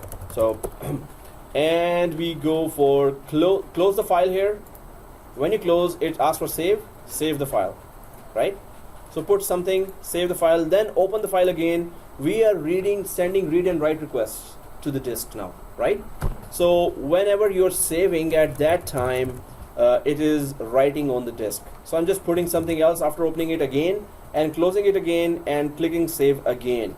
And then I'm opening the third time again, and now I'm gonna leave it there. So I have done some read and writes on the disk. Anyone did that? Type something, you save, then you 2 times I did that, yeah. Just to show that we are open doing. again? Yeah, Close open again? again. Close and open again. Close, save, open. Now we're going to crash one disk, right? We're going to lose one disk, and we're going to still keep on typing and saving. When you save, you write to the disk. So that will tell us, oh, we still have the other disk working, right? After losing one disk, right? So let's keep it open now and go to server 2. We're about to crash or lose a disk, right? So right click server 2 and go to settings, right click server 2, go to settings, and well, anyone. So I'm just gonna go for first one or second one, doesn't matter. So I'm just going for first one, not the first. Yeah. Not the Anyone, first. so some people's gonna So out of the 60 GB drives, anyone, not the 100 GB, not. So no 100 GB, right? Yes, any of the 60 GB. So first one of the 60 GB, and just once click remove. If you click twice, the next drive will also be gone. So just click once remove. So once is gone. So now 160 GB is remaining, right? 160 GB is still remaining. Okay, press OK. Now we lost it, right? So let's keep on read and write. Let's give it read and write. Press OK. One is gone, and now I'm still back to the application here and typing some more professional wordings here, and close and save, and then double click again, type some more professional. Oh, okay, close and save. We are fine. We took out, and there was very passionate typing. So, oh wow, it's like somebody's hitting, or jumping on the keyboard. So 1,000 words per minute. 1,000. Wow, we're done. Okay, so and okay, in the front end user side, we're perfect. We just lost one disk and it's okay. But in the back side, so minimize this. What is our computer management disk management showing now? Yeah, here we lost one disk. So everyone on this screen, right? So we failed redundancy here. Now it is not redundant. Now it's race against time. If this remaining disk goes down, of course we lost everything, right? And we're backing up anyway. But that we're not counting on that. We will be trying to replace the disk. So once we lost the disk, you're running for it, and you're replacing the disk. So how do we do that? Let's go there, server 2, and add a new disk. Settings, server 2, settings again, and it's gonna be another 60 GB disk, but that will be a new one. So click add again. This is like we are replacing the disk, grabbing from the store and putting it inside. Add. We are asking our assistant computer. Yeah. our technician to- Run, get me that disk. Go put Yes, it in. exactly. And yeah, so next, and SCSI, no change here. Create a new virtual disk, no change here. 60 GB, no change. And the name, click finito. Everyone finito? Alright, so do we see that those two disks here again? But now it's a new one, right? So there's a manual way of replacing it. So guys, there's a difference here between software RAID and hardware RAID. Okay, we didn't talk about that. The hardware RAID is what we use. So if it had happened in a production environment, you're not supposed to do anything manual. Well, other than replacing the disk and putting it, that's manual. But once you put it, that's it, hands off. You don't do anything, right? So here, it's a software RAID just to understand the concepts. We do not use software RAID in production environments because it's very slow. We can use it, technically we can, but they're very slow. When you're synchronizing, it's like they go dead. They're synchronizing and nobody can do anything about it, right? So if it's a lot of data, synchronize, so users can double click and it's gonna freeze the screen. If it's hardware RAID, it's still gonna freeze for some seconds. Hardware RAID is very fast, and exact same concept is there. The concept is exactly the same, but software RAID is much slower than hardware RAID, and software RAID has some manual steps more than that, more than what we're doing. Hardware RAID, just put the new disk and forget it. It's just gonna join the RAID automatically. Automatically, it's Yeah. gonna Join the RAID. But now we're going to do some manual steps here to add the disk and tell the RAID that we have a new disk here. Again, linking. Yeah, we have to link it ourselves as well. In hardware RAID, we just push it inside and forget it. Okay, but hardware RAID on the work production, the Production environment or yeah. Is it better to do when all the users are actually working, or is it better to do at night Oh no. As soon as possible. as soon as possible? Even in the peak hours. Because if we lose the second one, all users will be disconnected anyway. Yeah. Like for a long time. But same with the software RAID too. You're saying that it is slow, but still. So you that's have why to do it as soon yeah, as possible. that's why they don't use it in the production environment. In the companies, they don't use software RAID because it is very slow. But we're using it here because we cannot do hardware RAID. No, when hardware RAID, it starts syncing immediately. So it will be The performance will be degraded, but it will be not like it will be frozen, or it will be it will still be working. It depends on how good is your server. Is it a newest server, so the RAID is always improving. There is a RAID memory, there is a RAID controller, RAID machinery, or RAID equipment is all separate, which really works fast. So that's why you will not see that kind of just a little freezing for a few seconds, right? So Here, yeah. software RAID is not used on any production line. Well, small companies may use it, but the thing is, the performance will be the main factor there. Performance will be bad when you're synchronizing again after introducing a new disk. If they cannot afford a big server, they will go for software RAID. What is the difference in hardware RAID? Software RAID is actually we are installing the disk manually doing something on the operating system. Yeah. Hardware RAID actually has a software on the server. So yeah, if you get a new server, you're a system administrator, so they will hand you the new server, empty server. You will start that. There will be a DVD that comes, a setup DVD for initial setup. You put the DVD, you boot from the DVD. Then it starts giving you a wizard. Okay, first is correct the time, then correct this, correct that, then okay, which RAID you want. So it's all in the setup. And hardware RAID, just once you configure, after that you install the operating system, then you do whatever you want, enterprise applications and everything. But you set up the hardware when you get the server at that time, then you configure the RAID at that time, right? This one also, of course, if you want to put an application on top of it, you have to first configure a RAID there, right?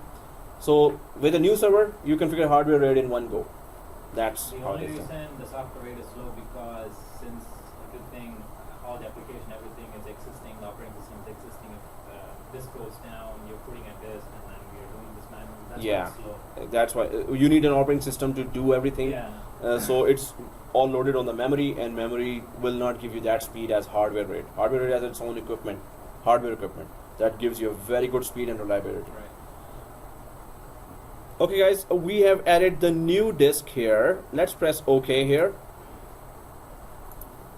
Once we press OK, now our disk management inside the computer management sees another disk here, right? So there is failed redundancy, and one disk is showing the red circle here, right? So the other disk, now we just need to introduce this disk to the RAID 1. So we already have a disk without red circle, right? So go to that disk which is without red circle. In my case it is disk 2, which is without red circle, and disk 1 in my case is showing the red circle. So I'm not gonna worry about this one. I don't have No, did you remove disk this one. second disk or what, first disk? Depends on that. Yeah. But Which is for showing the you, error. it says unreadable. For me, it says, like for the previous disk, it said missing, and then I added another disk. Mhm. That's fine. The one we removed. Yeah. But the actual disk that says failed redundancy, Mhm. it doesn't have that. No, there is one which we did not remove. So it will not have a red circle here. And there's the other one which we actually removed. So it will show a red circle. The one we removed, it's just yeah, unreadable. Do you see unreadable here? Missing. Okay. It says missing for us. It's It saying says Oh. missing for us. What? Yeah. It says missing for us. Oh, okay. Well, yeah. So, but it doesn't show the red circle. It shows the red cross. Shows. Yeah. No, Red cross. red cross. But it's Okay, red cross. Yeah. No, so if red cross is there in any one of the disks, we're not working on that disk. That is the disk we removed. We remove. So we cannot work on that one. Miguel, you don't see that? No, no, okay. Okay. So red cross. So now what we need to do is go to that disk which does not show red cross, right?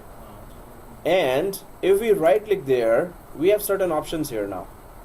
So remove mirror, format, change drive letter, reactivate volume, delete volume. But before doing anything, first of all, the disk we introduced here, did we turned it online or initialized it. So we introduce a new disk, and that disk is in that black format here, right? So right click and initialize first. So the surviving RAID disk should detect it. So initialize this newly introduced disk, and did we put it on MBR? Yeah, MBR. So disk 1, press OK. Are we all there? Right? So press OK. Now we're not going to format it. If you formatted it, it's not going to be detected by the RAID. So now let's go back to that surviving disk of the RAID. Right click, and now which option should we select? Remove mirror? But don't click anything, just I'm asking for your guess. Reactivate? Reactivate one. But we have to remove the previous one, right? Like So you want to remove the mirror? no, not that one, but No, we're gonna go to remove mirror. Okay. So okay guys, so let's just but don't go ahead. Let me just first do that. So remove mirror here. Now you can see the newly introduced disk is showing. No, it's not the new introduced. The previous setting is showing. Disk 1 that we removed is showing here as well, right? So a remove mirror just means that the disk that is gone physically, can you also remove it from this mirror? So select the disk with the red cross. Everyone sees the red cross? The disk with the red. Only select that and click remove mirror. Right? Red cross disk, click that. You don't see that? Oh yeah. But missing with the red cross sign? Or red cross. Okay. So click the red cross sign and click remove mirror. And yes. Now it says healthy. Now right click that disk RAID 1 still. And do you see add mirror? Do we see add mirror? Right? Add mirror, this one.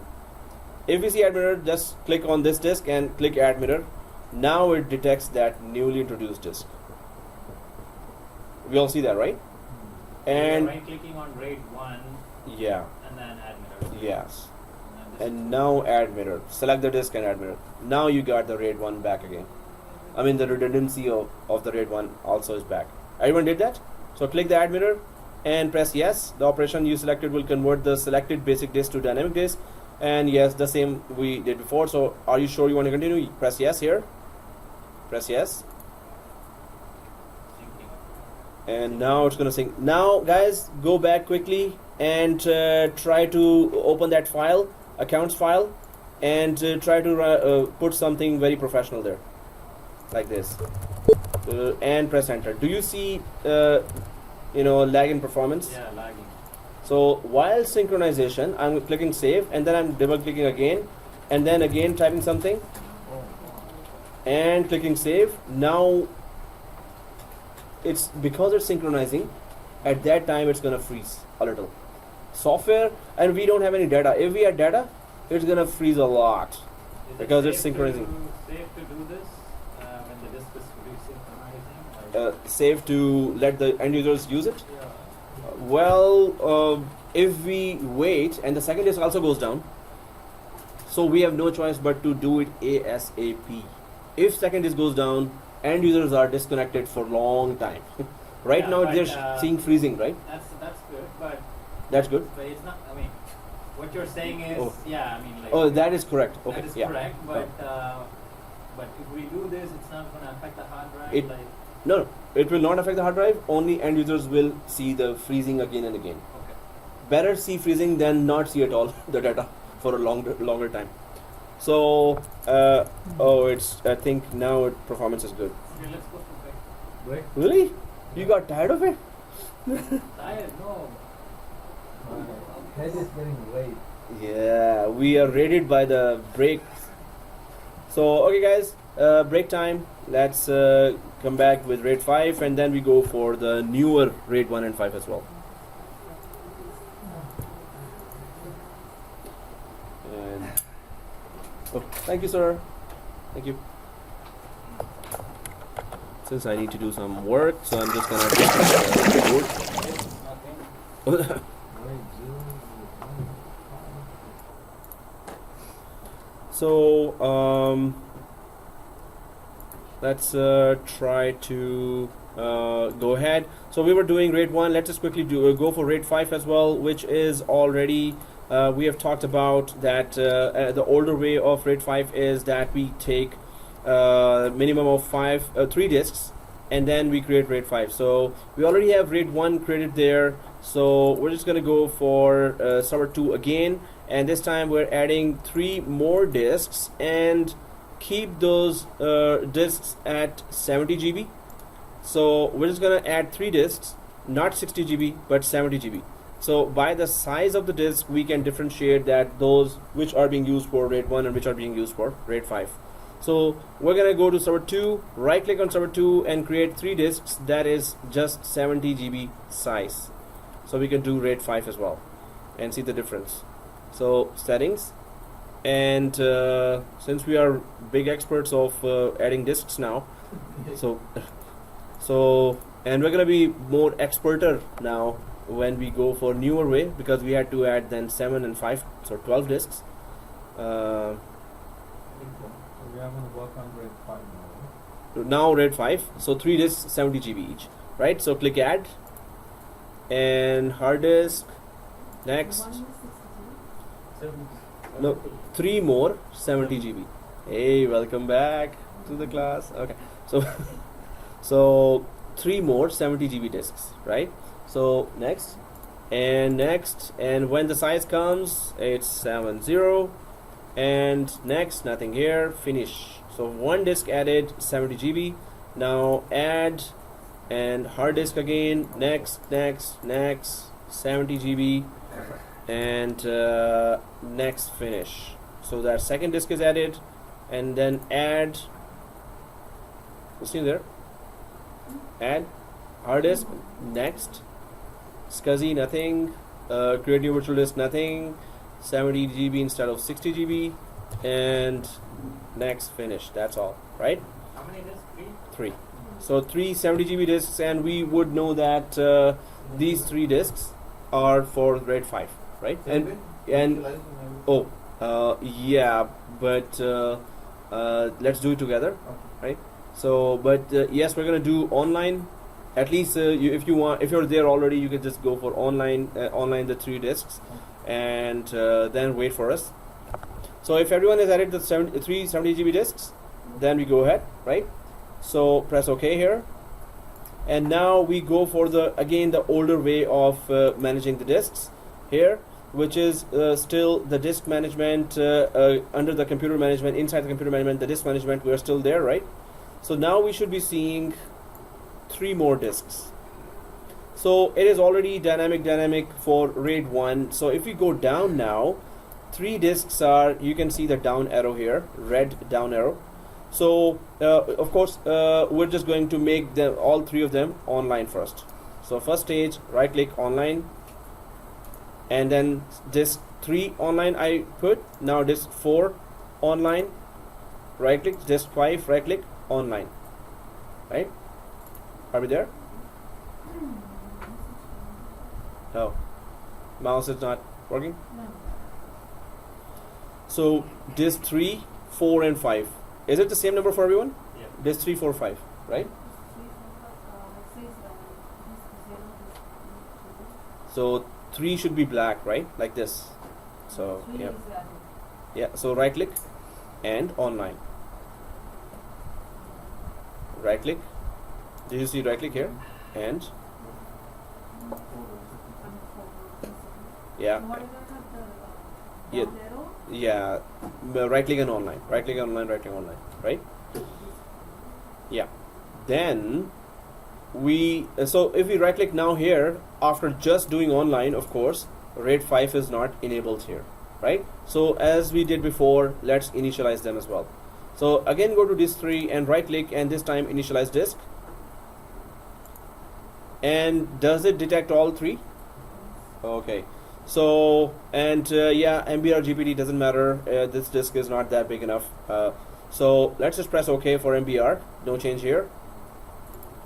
Now all 3 disks are ready to be RAID 5'd. 5'd.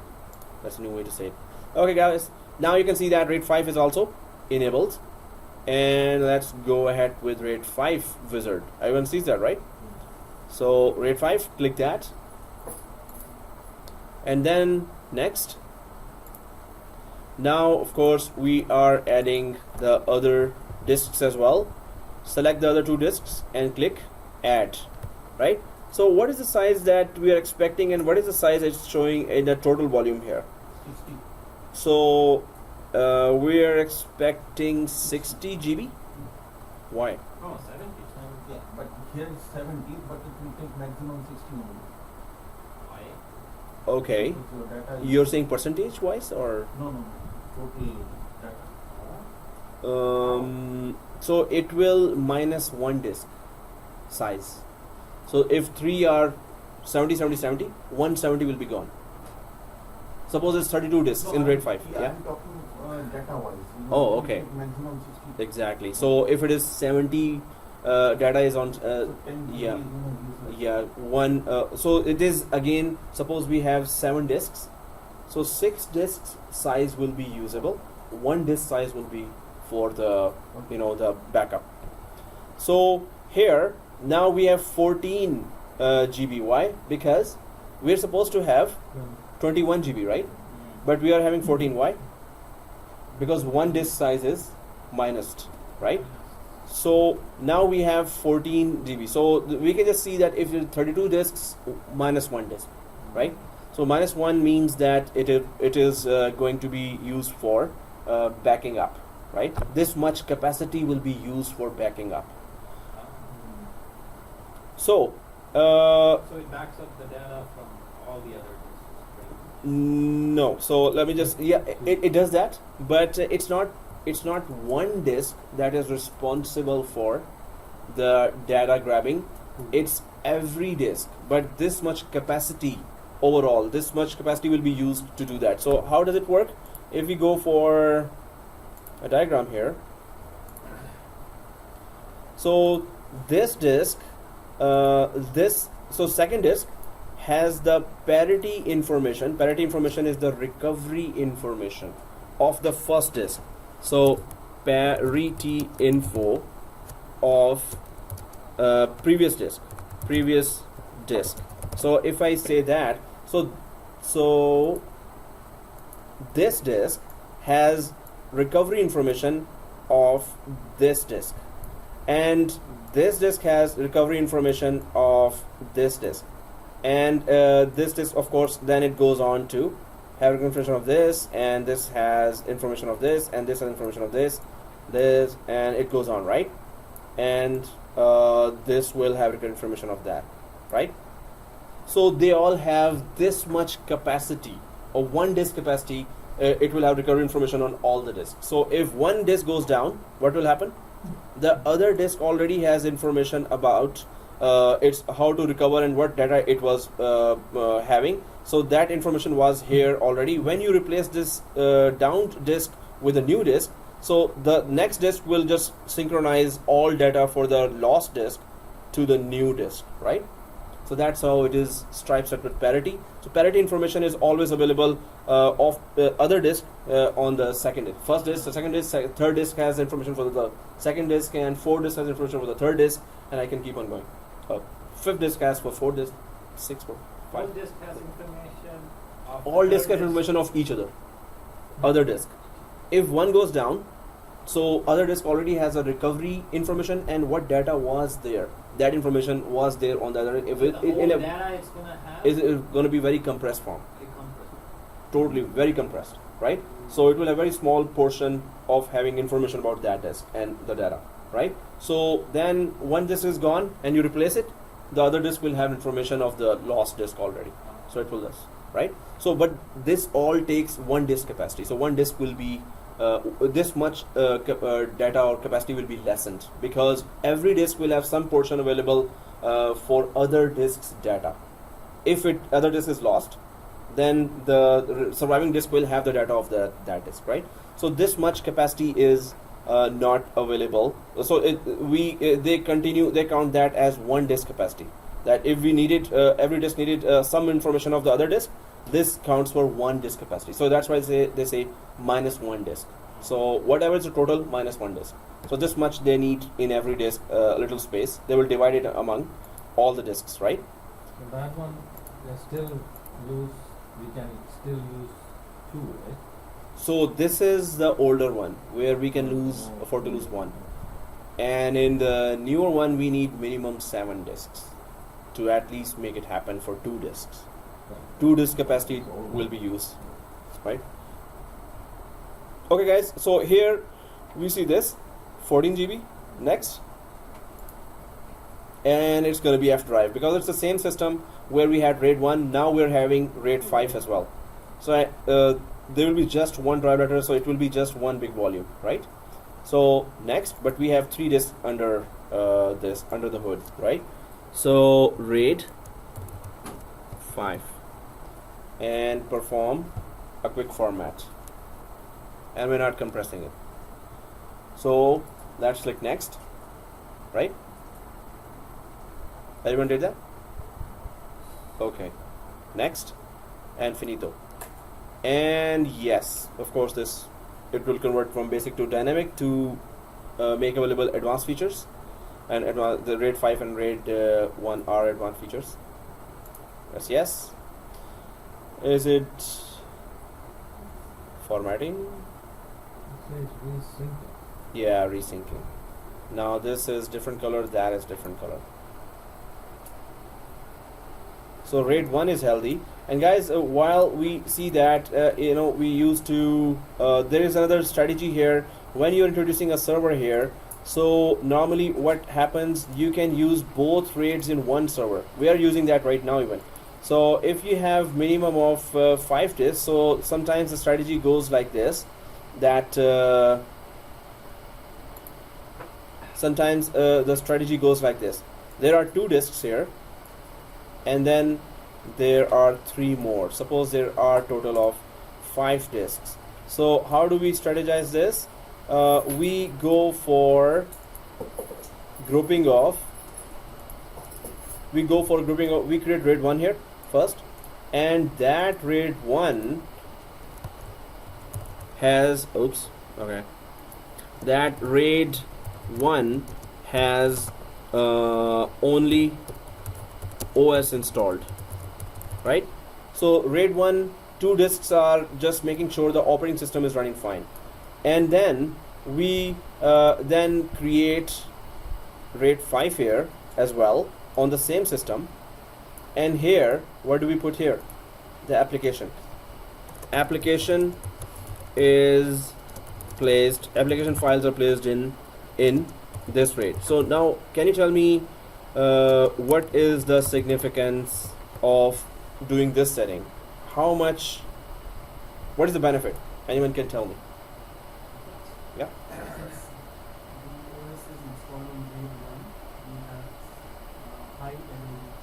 Of the operating system, that is separate, and since the application that plays on RAID 5, it's not as high available as RAID 1, but gives us the time if one of the drives goes down, we can Exactly. still have some time to replacement.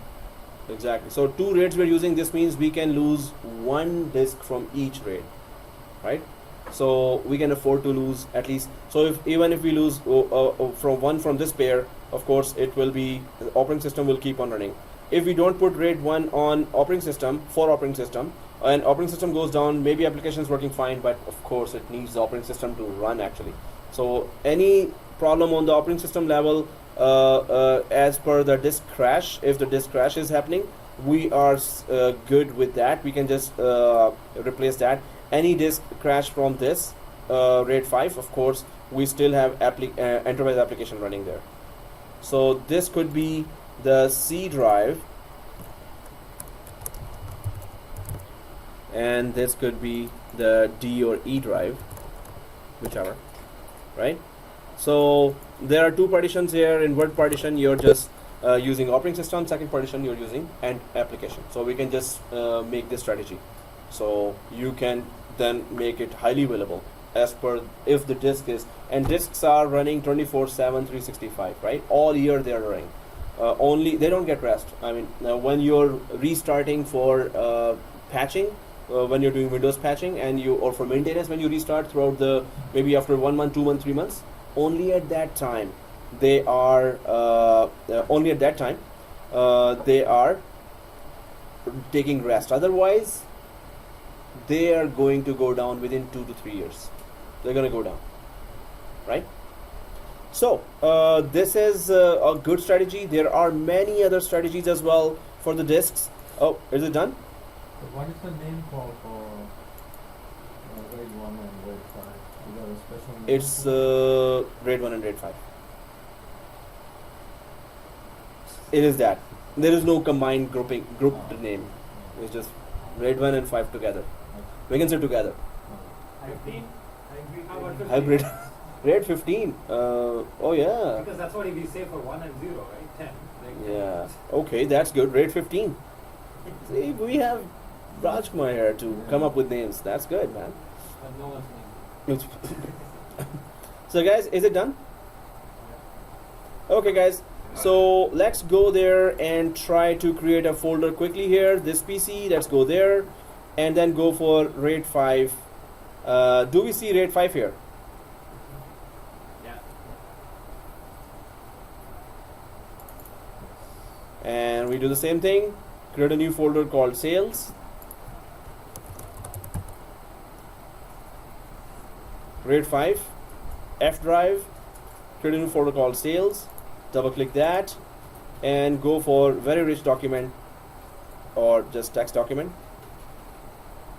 Inside the sales folder, we create a text document.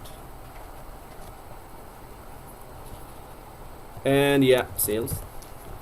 And then we really start writing very, very professional essay there. So be very professional about that. And close, save, double click, and again close, save, double click. That's it. So we have done some read and write here, and now we're gonna get rid of. But to replace the disk for RAID 5, older one is a little different from replacing the disk for RAID 1 in a software RAID. So if we have done that, let's just put it up the sales notepad here, the file that we're using on the disk. Let's go to server 2 here and go to settings. And now what are we getting rid of here? Any of the 70 GB, right? Any of the 70 GBs, right? So anyone, I'll go for middle one, maybe this 5, right? So and then just once only click remove here after selecting any 70 GB. Oh, you're writing that essay. Slow? Oops. You're on settings. So settings and we're done. We're done. Okay. This file crashes, right? Yeah. So any one of the 70 GB, Yeah. remove. It's gone. And now there should be two 70 GBs here, right? So at once there will be alarm in that area for redundancy, that we lost redundancy now. Lost redundancy means one more disk we lose everything, right? So if there is one extra disk, then there is redundancy. Now we don't have redundancy. Next disk gone, we're gone. The whole thing is gone, right? So press OK here. Let's quickly still keep on writing here something and click save here. So first of all, end users are happy, right? So double click again, write again, save. Yes, end users are still working fine while we lost a disk in the background.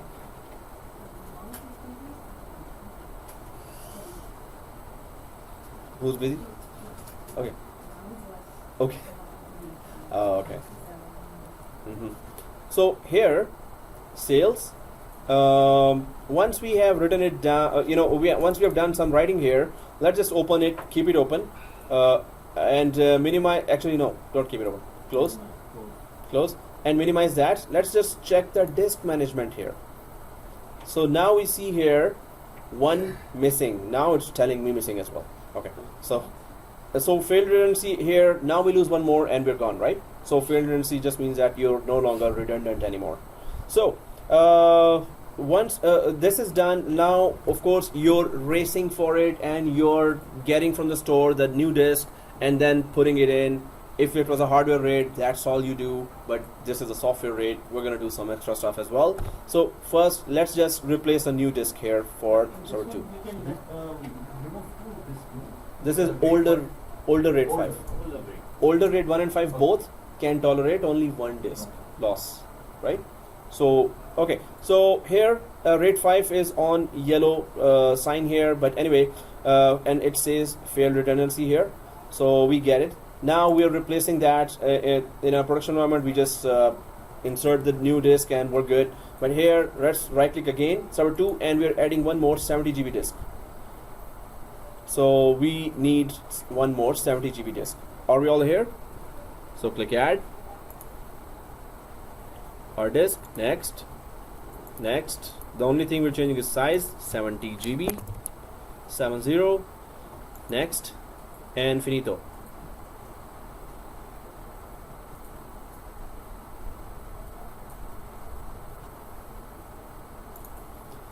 Once it is added, so we should see the new disk here as well, right? We all see that? Okay, so press OK here. Now it's going to be a little different from RAID 1 adding the new disk there. So first of all, of course, we go to the new disk and right click and initialize. So it is just 4 for me, right? Which is the new one. So initialize disk, the new one. And again, it just gives MBR GPT. We're just good for everything. So yeah, right click. Yeah, the down arrow one, exactly. Now you should see this, right? Okay, press OK here. And once this is done, right click on any of the surviving RAID 5 disks, anyone, either this or that. So I'm just going to go for any one of those. Right click, and what do we do here? We can go for repair volume, or we can go for reactivate volume or format. So let's go for repair volume first. And it detects that select one of the disks listed below. It will be used as a replacement for the broken RAID 5. I'm not getting this. Oh, did you right click and initialize the disk 4 or whichever is the new disk?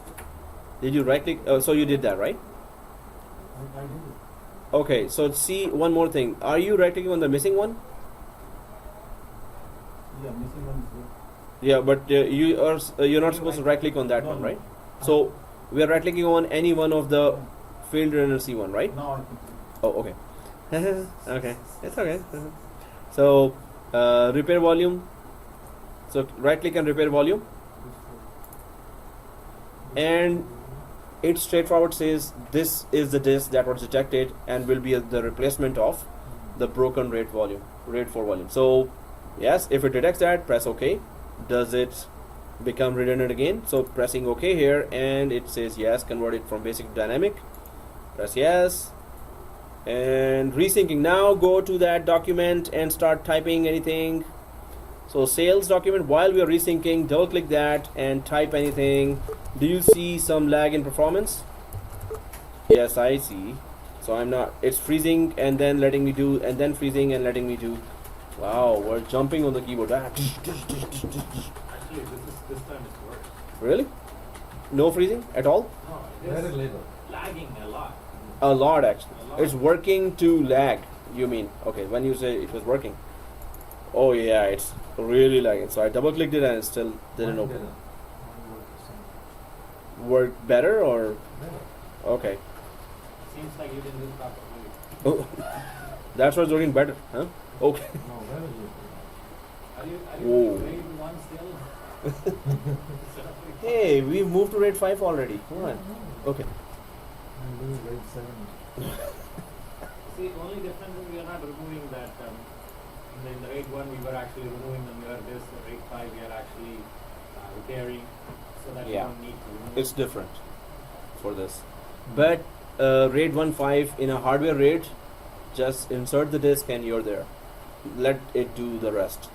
So that's RAID 1 and benefit. 5 pretty much replaced. Yeah, replace the disk, that's all. That's it. So here, oh wow, Resyncing 24%. Serious? And Can you crash the RAID 5 like by removing two? And yeah, see yeah, what sure, happens? sure. And that's what I intend to do. Yeah, let's see. Whatever. Okay. So resyncing, right? Yeah.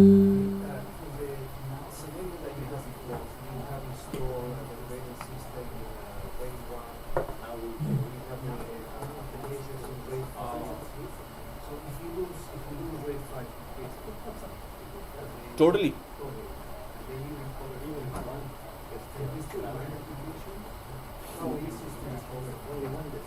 Okay, guys. So yeah. Okay, answer his question. We have another question. Yeah, You but ready for you didn't let me hear his question. So you were discussing while he was asking question. Half question I got, half I didn't get. So yeah, so so if we go to this diagram here, and if we lose all 2 disks here, so 3 disks, and we lose the whole RAID because we lost 2 disks, right? So first you have to recreate the RAID, so 2 new disks will be there, but you have to recreate the whole RAID from the scratch, right? And since the data is all gone as well, you have to recover from backup.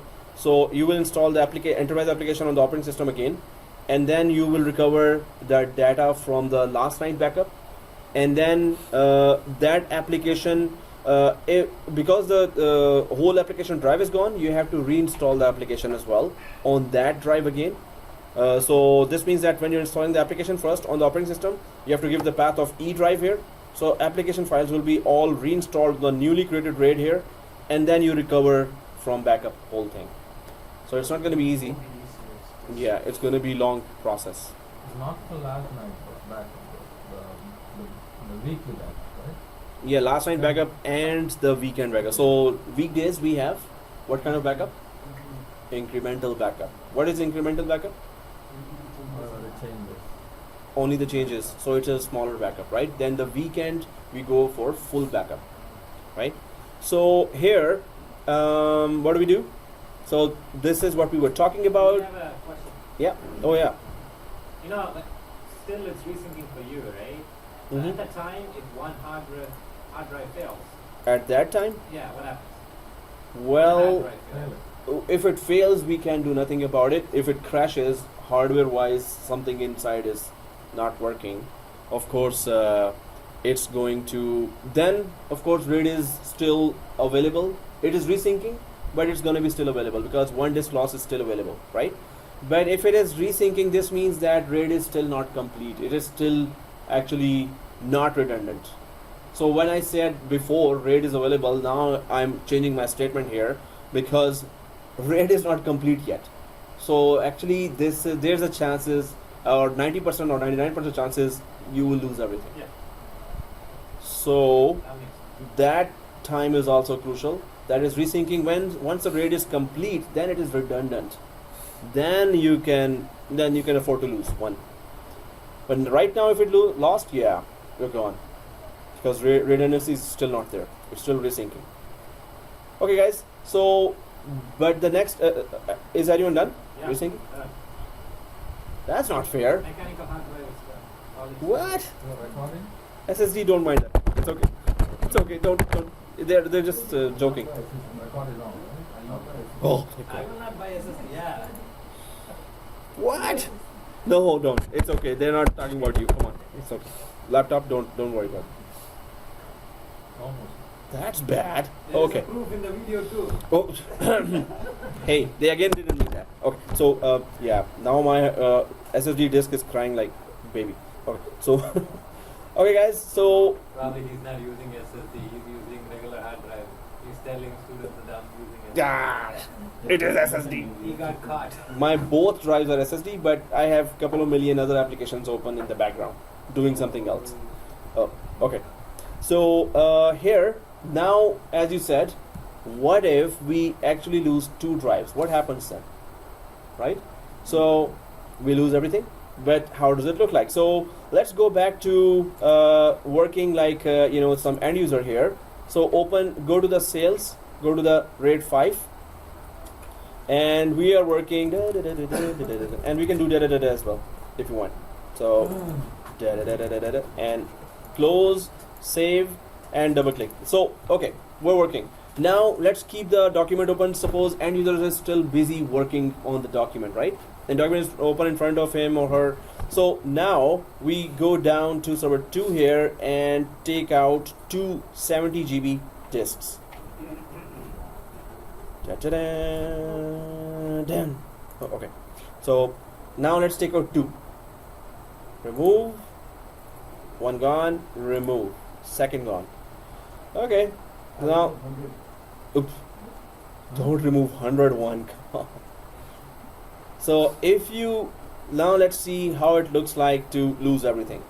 The So whole drive is gone. the whole drive is gone, but the document is still open, right? Because it is open in the memory. So now again you start typing here. I forgot to open the document. Oh, so you don't see anything. So yeah, Type it. sit back, enjoy the show now. So it is typing. Nope. It is typing. Huh? It's But it gonna won't type. save. Yes, that's where I'm going. Why? So let's keep typing here and then close the document and then save. I can't even type. Oh. Oh, so click on the document, click again on the document and try to type, and then close and save. When you're saving it, now it says the system cannot find the path specified. The old drive is gone.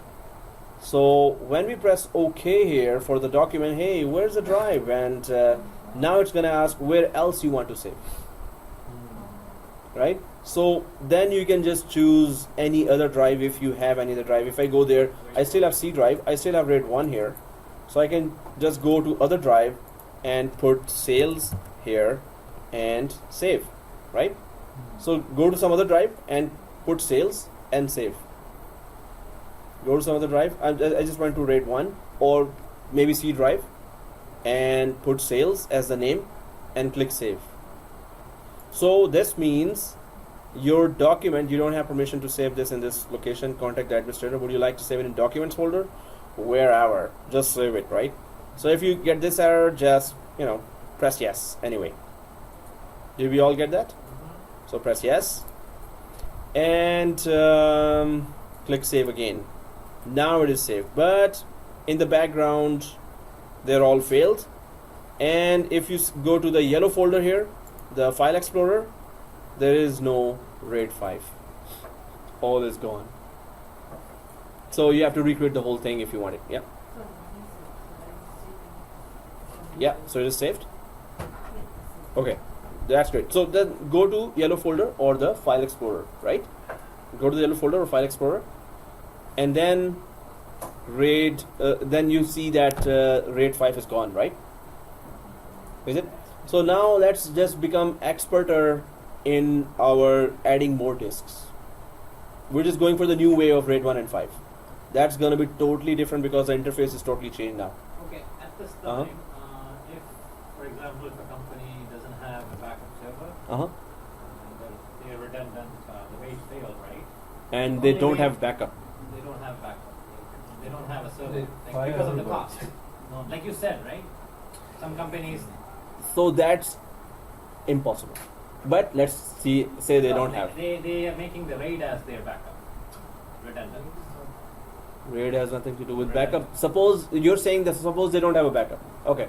Which is impossible, but yeah, it's RAID supposed. is the first step of backup, right? No, it has nothing to do with backup. It's just having to do with high availability. High available.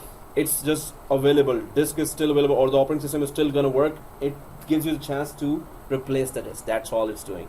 Backup is permanently there and saving the data for a very long time, right? Okay, so probably I used a different word. So they Uh-huh. don't have backup, so they don't have a backup server.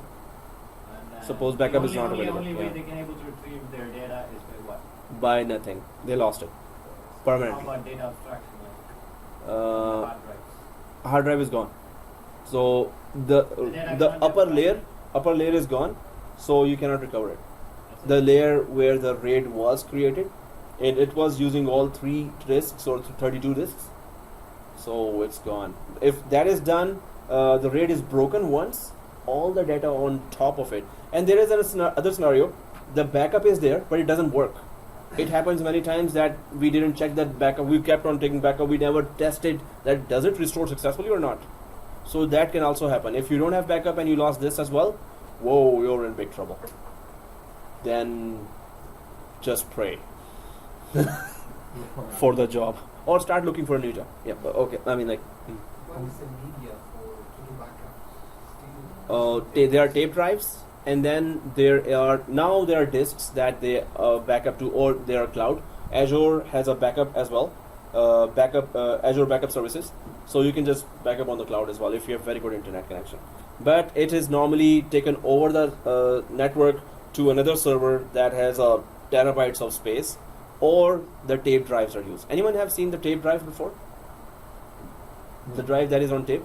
No, tape drive. So tape drives normally in big environments it's expensive, but you can store the data much longer there. So if we go for backup tape drives, we still use it, and it could $9,000. So that's just one drive in.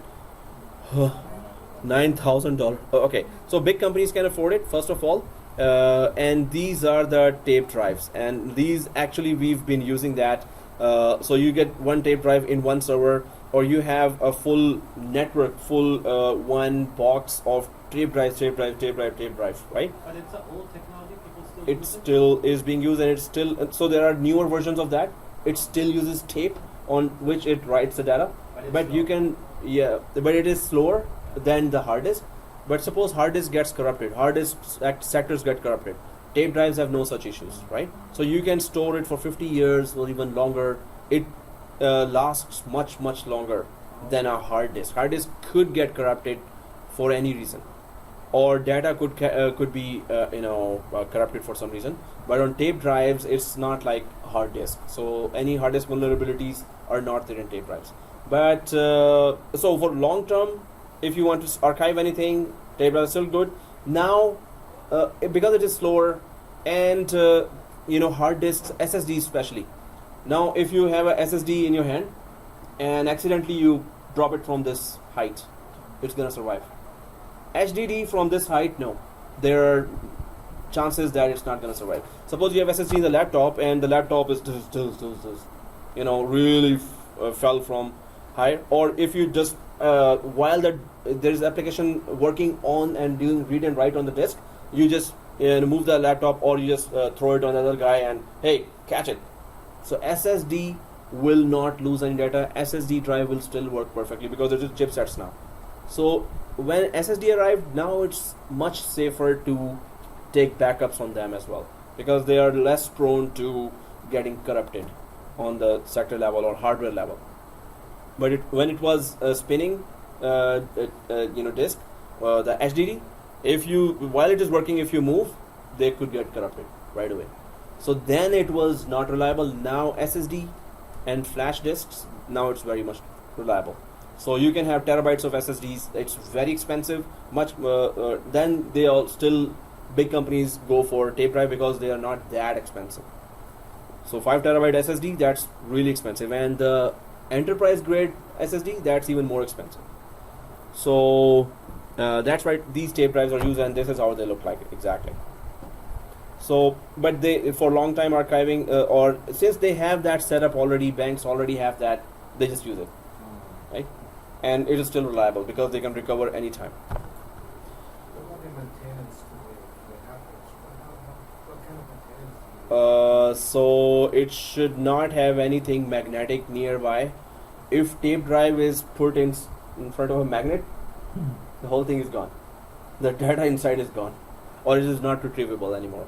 So yes, there are then enclosures, big enclosures, in which you carefully put the tape drives there. If there's anything magnetic field of any type and it just passes by that, that's it, all data gone. So there are some precautions there, but they are still surviving longer time. There's huge data that is secured in very carefully created data centers with all the data center environment like it is. It should be cold, and it should be secure, and but it doesn't need power to. Is there some maybe legal rules, like when it comes to 7 years. email? Yeah, so 7 years of data for every employee by every company. This is the law of the country, right? So if you don't have 7 years of data and they are investigating and you don't come up with the previous 7 years of data for the employee, emails and whatever communication they did, so you will be, then there will be heavy fine and you can go to jail as well, company owner. So 7 years of data has to be saved for the company, for all the conversation that has happened between the employees. All emails, all text messages, whatever. BlackBerry is provided by company, right? Or now the iPhones are also. So whatever official correspondence you've done 7 years back, it should be saved. So that's the law. So that's why you need then a lot of, and these are less expensive than the SSDs. So companies still have that. But overall, when they want to start this or buy this one, that's very expensive at that time. But regular maintenance is less expensive. And you can see all those, and that's the advanced form of that. Robotic. Yeah, that's what in our Scotiabank we were using that. So the robot would just pick up the tape, and then the message would come to us, robot has made it available for you. Then we would just connect to that tape. We would ask for, okay, give me 2 years back or 4 years back tape, from this time to this time, this month to this month. So it would just pick up 3 or 4 tapes from there, and it would connect it to the tape drive, and then we would, when it does that, message would come, we would connect and ping it, oh yeah, we're connected. Then we would just retrieve the data. So this is still, this is a large, you would spend millions and millions on this one, right? So if the companies already have it, they're using it. That was scary.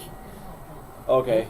I think this one called silo, right? Is that a silo? This is just a magnetic tape robot, full. So I'm just coming up with the words. What should I say that? It could be set silo, but I'm not sure about that. Okay, here it is. We were backup tape drive, shoe shining. Okay, that's not just that's our name of the article. But whoa, see this? So yep, all the tape drives are here, and the robot just picks it up and connects you to it. And would you stop it? Do you defragment drives? Hmm? Do you defragment drives? No, we just save it. So we had a backup team there, and that's what their work was, just to make sure the backups are working and that we can restore the backups. No, but Right. the RAID drives. No, you don't need RAID for tape drives. No, for your hard drives. Yeah. Do you have to defragment? Yes, regularly. We have to do that because so much data is there, so being used. So these are the drives. So these are the magnetic drive, or a robot is being used for that, and that's how it looks like, right? So okay, guys, let's just. In the missing disk, I have reactivate volume and delete volume. Oh, so you're here? Yeah. If So- you right click, Oh, that's so just. if you reactivate what it will appear again. The missing drive here. One is physically available right now. Others are just messages. Yeah. In the background, there is no physical drive anymore. So if you want to reactivate anything here, it's gonna just give you errors. So this is physically available. Yes, you can just do reactivation here. But others, when they say missing, we cannot do anything. We can just right click if we can delete them, or because there is no physical disk to connect to. This is just a front message coming to us. So we cannot. Yeah. So we cannot use this disk in the future, like to create a new RAID. Yeah, the surviving disk. Yes, we can. The other two are just messages now. Well, There yeah, is because it's there's no physical disk in the background. Alright, got it. Okay, right? So these are just messages. Okay, guys. So let's go for the newer way as well. I'll delete it. Oh, okay. Yeah, better delete it. That's good. So hey, can we delete that? Yeah, guys, go for this. If it is missing, because we just got rid of it. So right click the missing one like this and delete volume. Does it delete? No. So right click only the missing one, right? So delete, and yes. So yes, it's gone, and that's a good idea. Let's go for missing because it should not be confusing and it's not showing. Well, one day, Monday or Sunday, it's going to show. Remove disk maybe. And gone. Okay, we're good. Right click remove or right click. delete, right? So we now have just one 70 GB disk. Actually, now we need, guys, for newer RAID 1, we need minimum 5 disks, and newer RAID 5, we need minimum 7 disks. So let's go for just newer RAID 1 and go for the newer interface, the Windows 2012. It is still Windows 2012, but this way you can work in Windows 2008 as well. And suppose you join a company, they will have Windows 2008. Many companies don't just go right away whenever Microsoft wants them to go to the latest operating system. So if you have older companies, or all the bigger companies, you will have Windows 2008. So this is the way for Windows 2008 and 2012 as well. But especially in 2008, you can do that this way. But now let's just close this computer management. Yeah. Even though we lost the RAID, right, just now, the operating system, application, everything's still there Yeah. Why? on the CD, right? Because that drive is separate. We didn't lose that drive. If we lose that drive, yeah, we have nothing. And that drive, C drive, we don't have RAID on that. So our operating system is not protected by RAID right now. It would have been if when we were creating the virtual machine, at that time if we had added the 2 disks, and then we would have tried to create a RAID at that time. So, and then we put operating system on top of that. Okay guys, so let's go to, close this computer management, because we're going to go to the new interface to manage the disks again. So let's close the computer management first. So click close, and then close the... Really, this annoying. Can you stop that test? Yes, you. Oh, okay. So server 2 here. Now we're going to add 5 disks for RAID 1 and test it. Then we're going to go for 7 disks for RAID 5. So right click and go for 80 GB 5 disks. They're all 80 GB. So we could recognize them. They are 5 disks, right? So server 2 here. Right click settings. And Why did you select server 2? Any reason? Or you could it's select- our testing lab rat. This is You our gotta select the server 1 too. yeah. So server 2 is No one our has everything, so we don't Oh, want to that's mess. why. Oh, okay, We okay. just want to be careful. Yeah. Server Okay. 2 is our testing server. yeah, testing server lab rat. We put all the syringes inside that rat, so to test all the medicine. So now we have become very good expert of adding disks. We are PhD in disks now. Doctorate degree will be given to you for adding disks. Anyway, we can copy the disk, same Yeah, clone the disk. Every course, always 1 or 2 students ask that, can we have some script to add that? This is too manual. But yeah, I could. Now next time if you do that, we'll just We are going home. We will just keep vanish. on studying. We can close Yeah. the door. That's not- No, if we close the door and the bell is out there, this means, suppose, I hope not, but if there's an actual emergency, Yeah. we will not know it live Yeah. at once, then and You there. can still hear the bell ring, like, not audible. Yeah, whenever it rings, But then I if have it's to annoying, that's open the why door. temporary solution. Yeah. Oh, okay. But yeah, But if it's annoying and if you don't want to close the door, it's fine.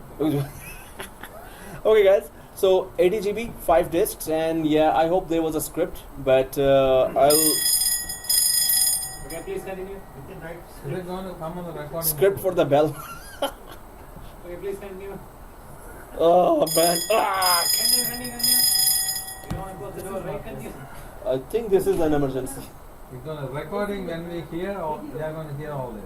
Yeah, in recording. Oh, yeah. Oh, boy. In the video also, there's a lot of bell ring. So yeah, if you have full volume, yeah, the whole house and maybe the neighbors will also be alerted. Right? Whoa, what is this? So try to listen on headsets for this one, right? Anyway, yeah, if you go to sleep during listening to video, this bell will wake you up really good. So okay, anyway, so let's click add. Yeah, like normally sometimes if I don't get sleep, I watch your video. Ah, Get sleep. this- Now this video I can't even go to sleep. God. Where If did you go? don't want to go to sleep, listen to this video. So, okay. Yeah, why did I have to mention that? Yeah, if you're going to sleep, listen to video. Okay. I So, can watch the previous video. gosh. Yeah. So next and next and next and go for 80 GB. Now we need 5 of them. Next, finish, add. Next, oh, you know, you're already done, right? While we were doing all those jokes, Minhas was actually busy doing this. That's good. Ah, serious. Oh. Okay, that's annoying. And you said not to click before you said. Oh, okay. So that is How Yeah. many 80 gigs? 580 gigs because newer RAID 1 will require 2 disk loss, and we're gonna lose 2 disks now, right? And we're gonna keep on working.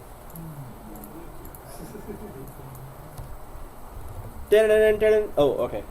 It didn't ring, so I thought I should. But newer RAID 1 we can still lose 3 disks, we can lose 2 still. Newer RAID 1.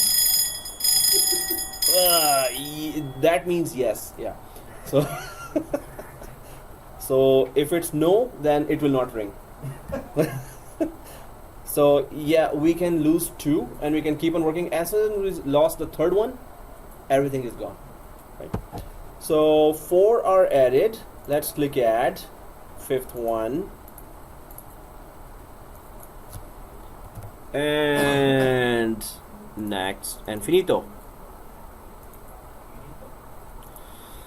Yeah, comrade. So here, 5 disks.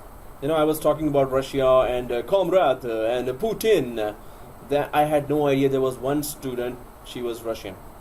So I was making so much fun about Russia and see Russian Putin. And then one day she said, "Yeah, I'm from Russia." I go, "Oh, sorry, Putin is my favorite president. He's so good." And she was like, "Ah." But anyway, yeah. So I was looking at nobody's Russian here, right? So, fuck. Really?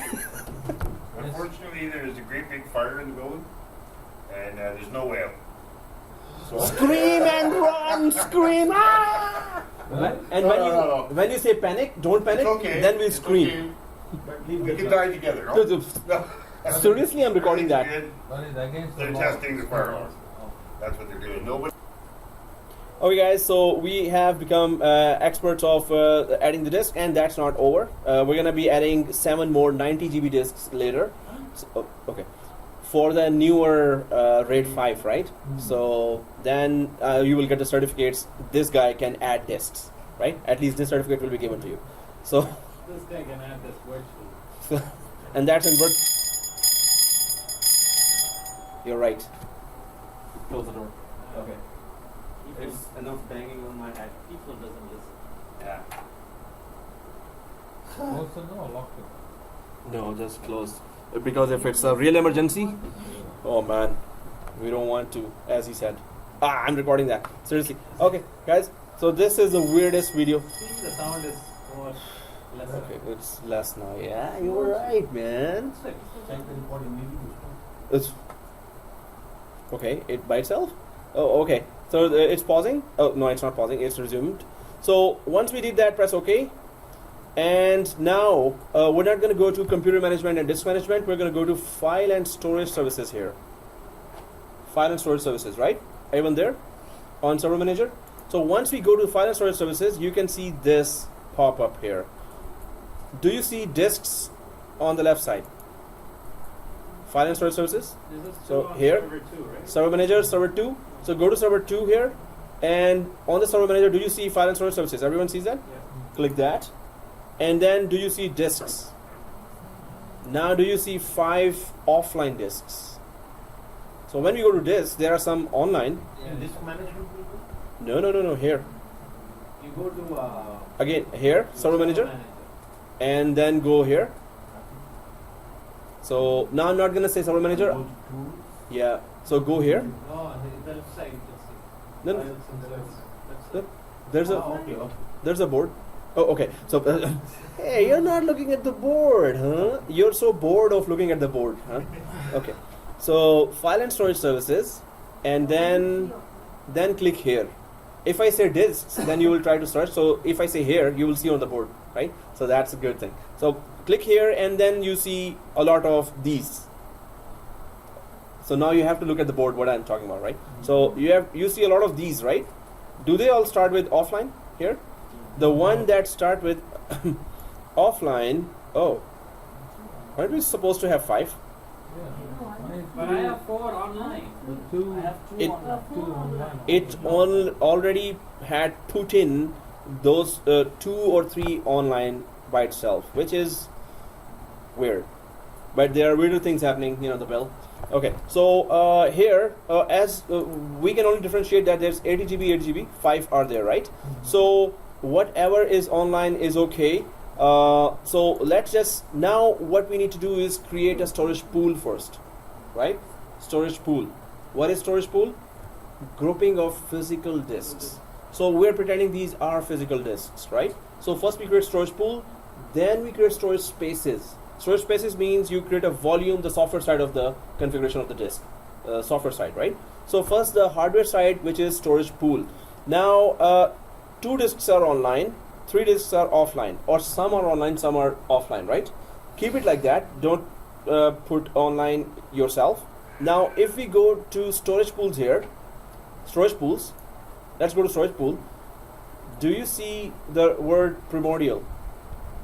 Primordial, right? Now primordial means that nothing is configured yet. There is available disks here. So if you see primordial, go to your right bottom here. Right bottom. Do you see all other disks here? I see 5 80 GB disks on the right bottom, right side, and go to bottom. And do you see all 5 80 GB disks? 1 70 GB is also there because it is offline still, right? So, but we are interested only with the 80 GB disks. So if we go up here, go back to this, primordial is still written there, right? So right click the primordial, and do you see new storage pool here? New storage pool. Everyone sees that? Okay. That's there.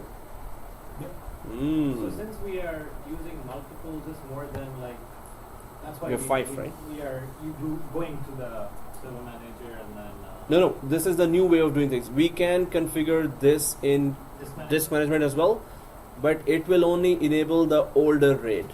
This can enable older and newer RAID one. Both it can do with the new way. So But the it newer can- RAID yeah. is pretty much like you said, like we can sacrifice more. Like Yeah, so new RAID we can lose 2 disks and still work, and older RAID we can lose 1 disk and still work, right? And since the older RAID can be only done in disk management. Yeah, older RAID can be done only in disk management, but older and newer RAID can be done in this storage pools. Both can be done here. So it is backward compatible, but especially it is introducing newer RAID, where we can lose 2 disks, which older, the disk management area cannot offer that one. This area can offer 2 disk loss as well, right? So, okay guys, do we see new storage pool here? So let's click that, new storage pool. Now it shows us a wizard. I want you to see, okay, let's just go next because the first page is just, nothing, introduction. Once you go to the second page, okay, second page, because we're gonna later cancel out, I just want to show you one thing here first.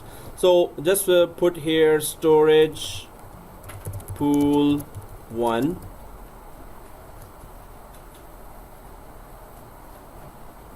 So storage pool 1 and next. That's the only thing we're doing here, storage pool 1 and next. So do we see all the disks? All 80 GB or all disks that are offline, right? So there is RAID 1 already created, but it is not showing here. The surviving disk from the RAID 5, older RAID 5 surviving disk 1 is showing here, and all other new disks that we added are showing here. Is it the same thing there as well? Yeah. Right? Yeah. So we need to create a grouping of the 80 GB disks. Yeah, So, we cannot yeah. see any older RAID and newer RAIDs It- because yeah. it's 70 easily. So we are only seeing the disks that are offline, right? If they were formatted, RAID, when we create RAID or C drive, which is having operating system, they are already being used. They're not going to show here. You only make a group of disks that are offline, right? So first we are grouping the disks here, right? So which disk we need? We need all 80 GB. We need a one group of 80 GB disks. It could be anything. It could be 3 disks, 380 disks, or 270 disks, 70 GB disks. It could be any group, right? but we're going for. By mistake, we take 70 GB also. Doesn't matter. Yeah, it only 60. It's okay. Doesn't matter, right? So okay, guys. But do you see this automatic written in front of every disk? If we drop down, there is hot spare, and there is manual. So in this group, if we suppose the first disk here, which is 80 GB. Okay, really.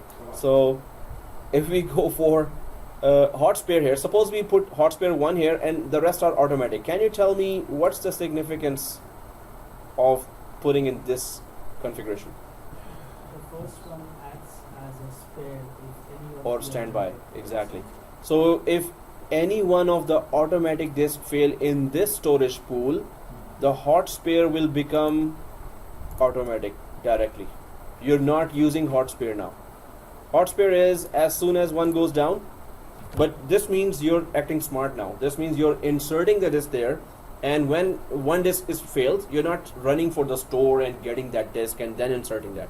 That disk is inserted but not being used. It is just on standby, right? Just on standby. So that's hot spare. That's a very good thing. So we should always buy, suppose we need 10 disks, we should buy 12 or 13 disks, right? So put one as hot spare, at least one as hot spare.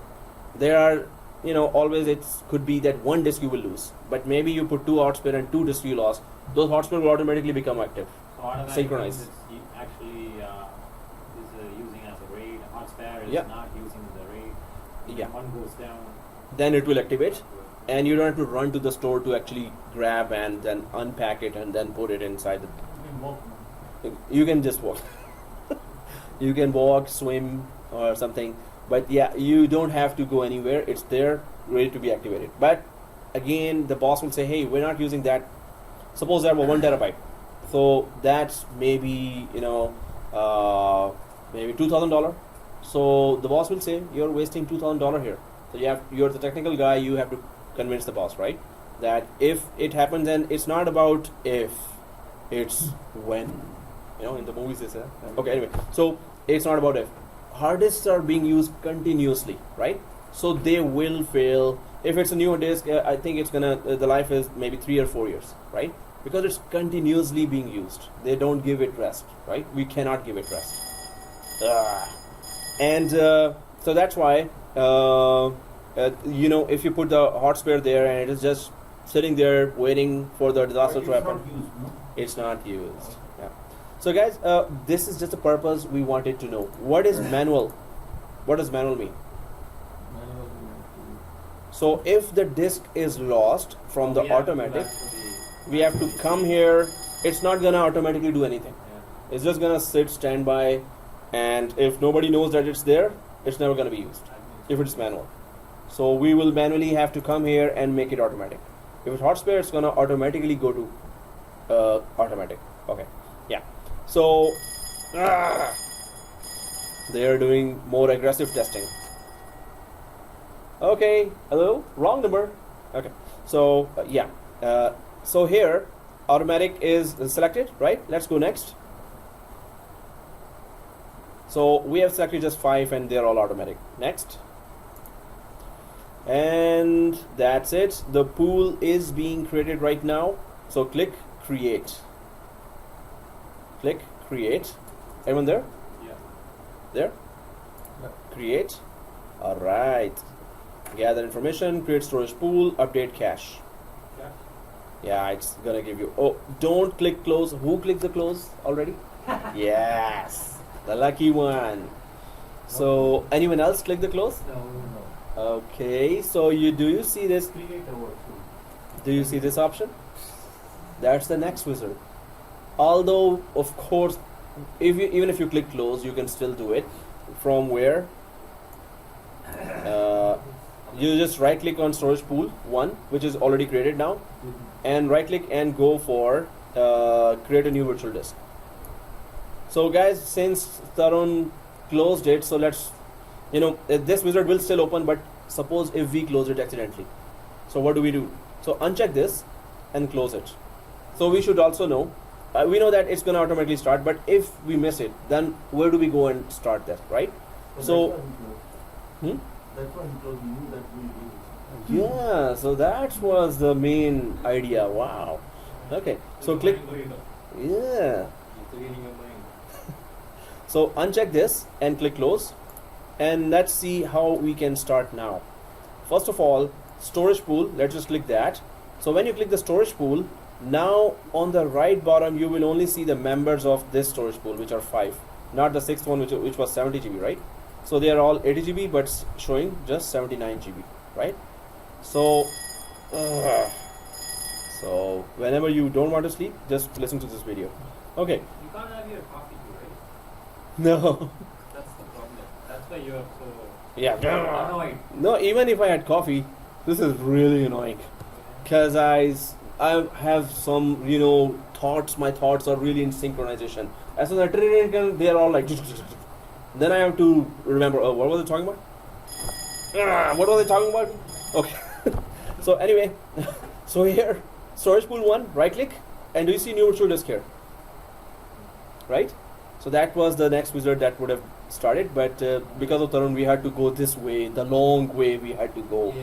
And we're like, oh man, oh. Okay, anyway, so new virtual disk, and next. So new virtual disk, right? And next. Now it's saying, oh, you want to use the storage pool 1? Okay. So next. Now it says that specify the virtual disk name. Yeah, no, that's the wizard that was gonna open. What we just did was right click and start again. Otherwise this wizard would have opened, right? So just put the disk name. Suppose these are all SSD disks. So SSD ACCT. So the data will be for accounts department, and their SSD, their fast disks, right? Oh. Hey, welcome back. Oh, okay. Close. Yeah, because Tarun made us remove that. That's why we're removing that. So Check it and just do close. yeah, close. Check it and close. Close. I was seeing her, she was like watching your video. Hey, even the bells. You should have been disturbed by the bell. Okay, just kidding. Okay, close. No, no.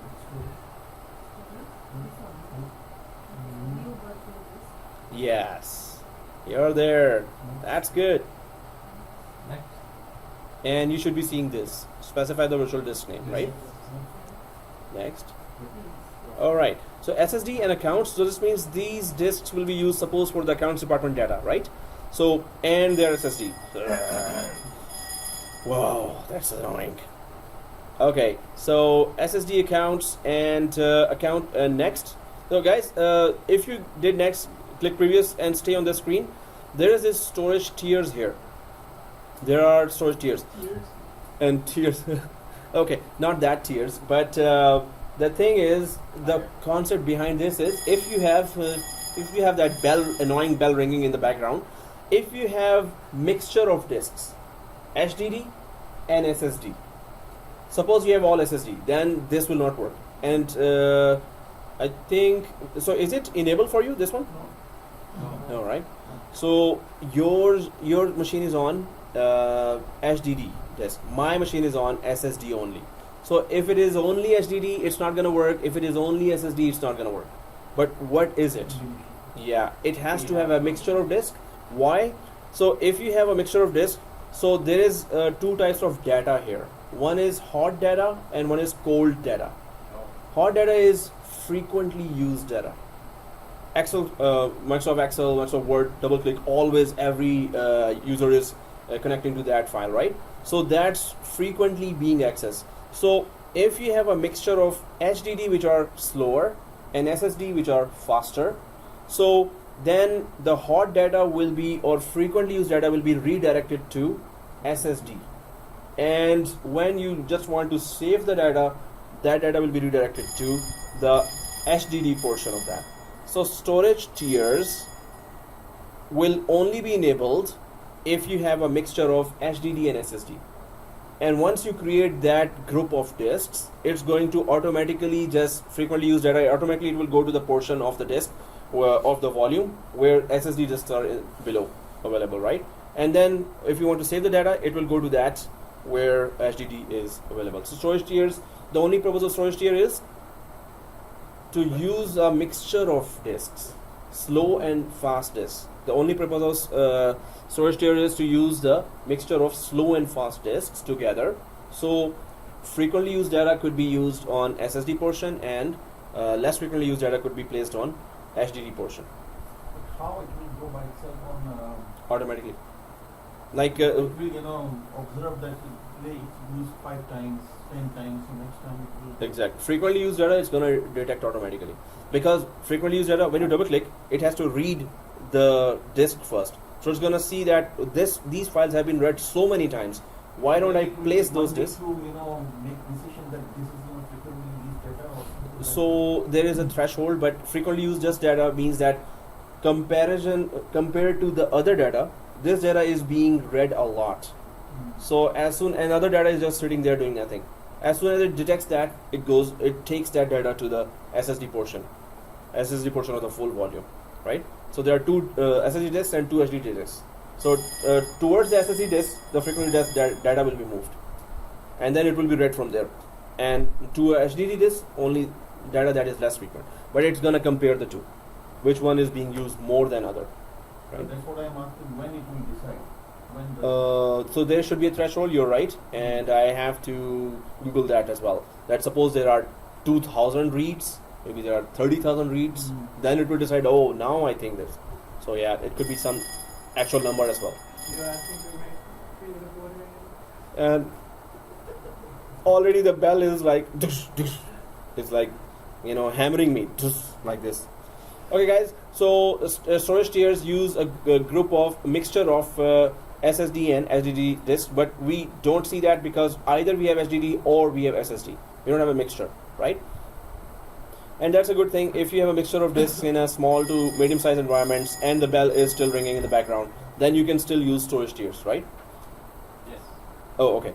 So SSD ACCT next. Now you can see the options, either simple, which means no redundancy, or mirror, which means of course redundancy, and parity, which also is redundancy. So mirror is RAID 1 or RAID 1 older or newer. Older, we can lose 1 disk, newer, we can lose 2 disks, right? Parity, which is RAID 5, here also. So let's read that, right? If you go to mirror, so data is duplicated on 2 or 3 physical disks, increasing reliability but reducing capacity. RAID 1 always has reduced capacity, we know that.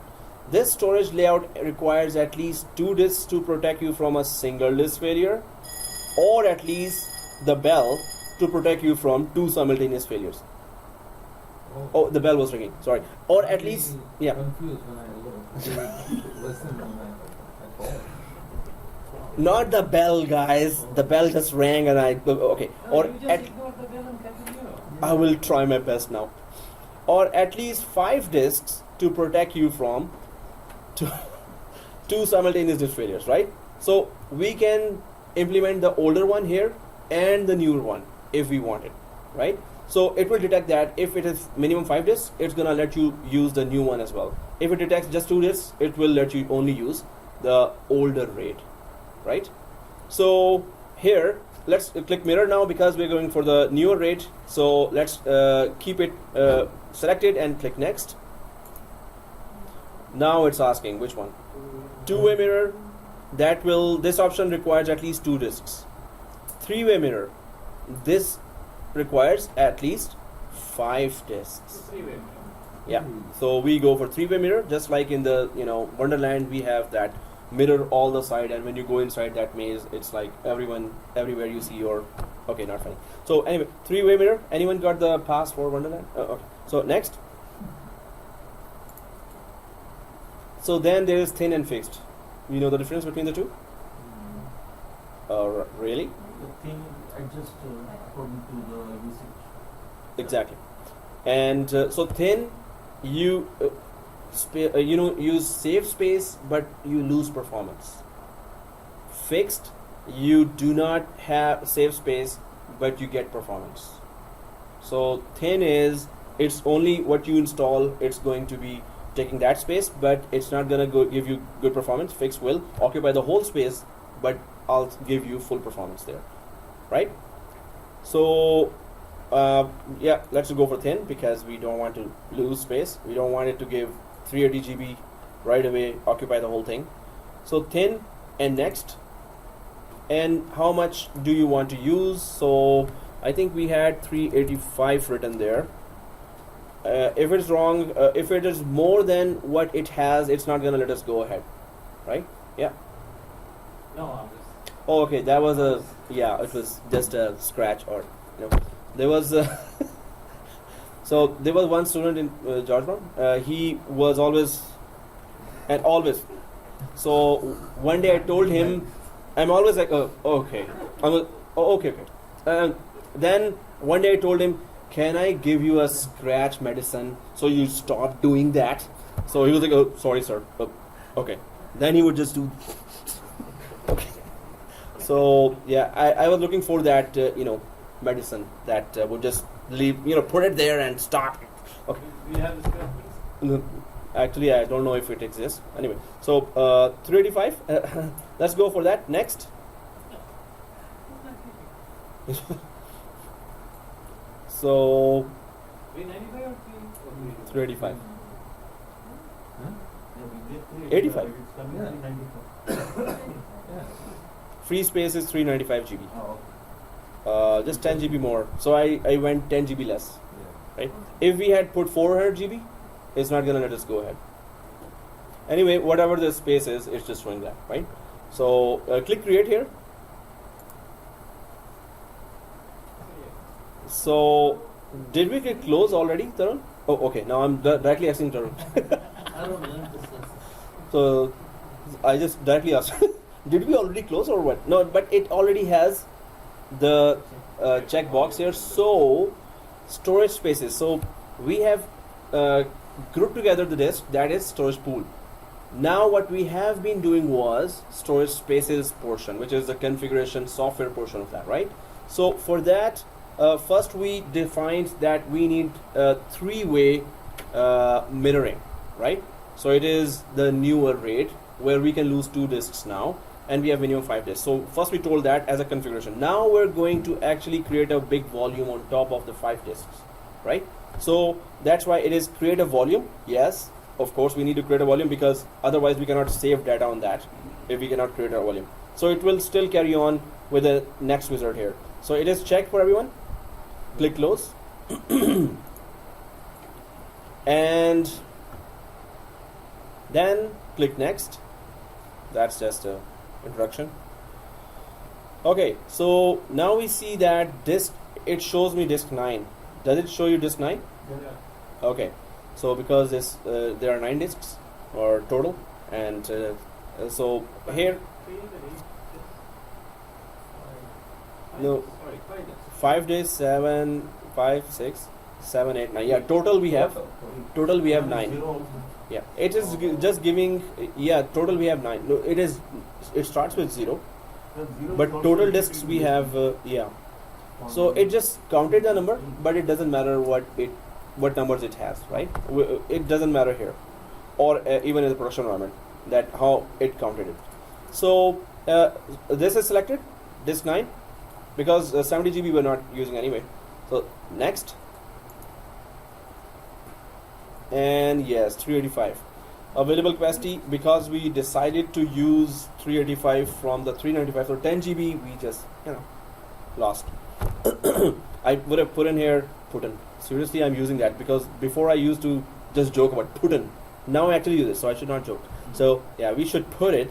If I had put the total capacity we're going to use 395, it would have given us that. Anyway, 385 full capacity we're using. Next, F drive, yeah, because last F drive we took out, right? So next, and new volume would be RAID 1 3-way. 3-way mirroring, right?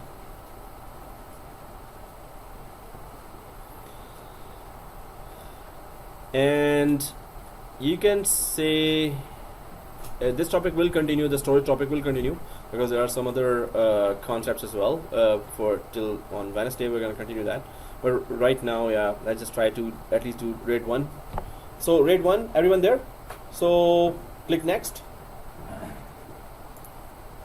And yeah, This is RAID 1 through the new, right? yeah, the new one. I will put a bracket and say new. Okay, since you insist, so new. Yeah, that looks cool. Oh, okay, next, create.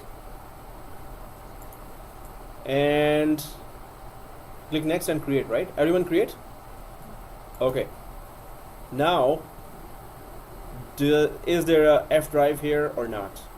So click close here, and we're kind of done here. Not kind of. So let's go to the File Explorer, the yellow folder, right? Oh. It also shows on this one. So, oh yeah, it will show there definitely. On this one it will show, but does it show here in the? Yeah. So does it show here in the yellow folder, right? So RAID 1 3-way new, right? And 384 is just one drive. So let's quickly do that. Let's go inside the RAID 1 3-way or F drive. Right click and create a marketing folder here. New folder called marketing. We know the drill now. But we're gonna lose 2 disks and we're gonna keep on working, right? So marketing, and then inside the file, new text document, marketing again. Are we all there? So text document, marketing, and there's that yeah, keyboard thing. So let's very professionally write something here and close, save, double click, write, close, save, double click. Okay, so this means yeah, we can do read and write. End user has started working on that, and then the disaster strikes. Da-da-da. It's like a typewriter company, you know. Tuck, tuck, tuck, tuck, tuck, tuck. Okay. So anyway, here, and let's just keep it open and right click, settings on server 2. We're gonna take out 2 80 GB disks, right? Settings, and it better work. Oh, there's a real dish going on. What happened? So it. Setting and what? Oh, okay. Now we are like about to get doctorate degree for adding disks and removing disks, right? So here 280 GBs, let's just take it out, remove and remove. So 3 are left only, 2 are gone, crashed, right? Press OK and quickly go to that text document, right? So remove 2 disks here out of 5 and press OK and quickly go to the document. Are we still working and saving? Especially the main part is saving. Yes. Wow, that's like very hard working or hardly working. Oh, no, hard work. No, I just want to test the lagging thing too. Oh, lagging doesn't happen here. Yeah, it doesn't happen, but just on. Yeah, it's okay. Okay.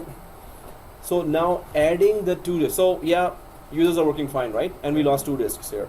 But now the adding to that pool is a little tedious process, although it's a new way of doing things. So let's just close that and minimize that marketing folder.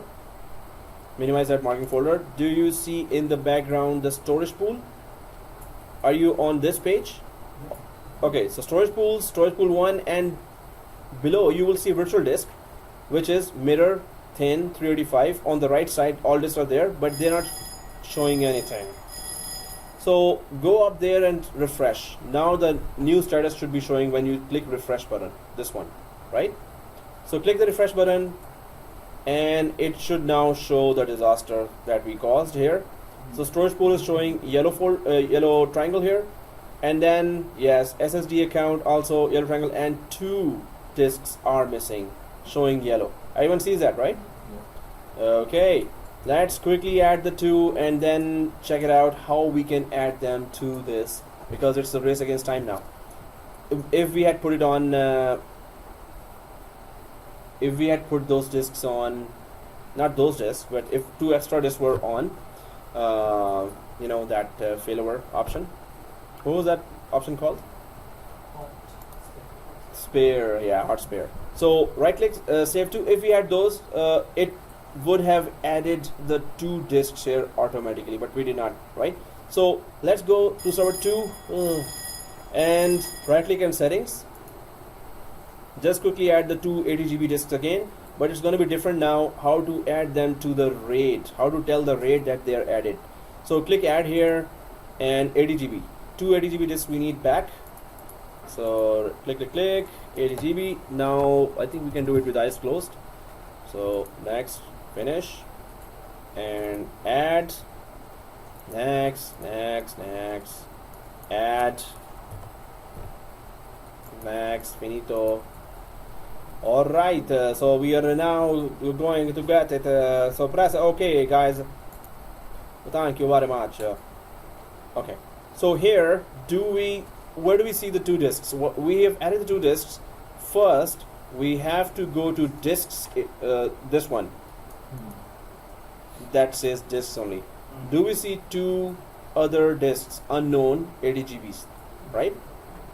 We see that, right? Yeah. Second thing, one of them is online for me, one of them is offline. Is it like this for everyone? Both of them. So Online. both online. Wow, it's happening weird for everyone, right? So if it is online, yeah, yeah, this line, yeah, something wrong with the line. Oh, okay, no, not something wrong. I'm also in the line. Yeah, this line is good. Both offline. Good.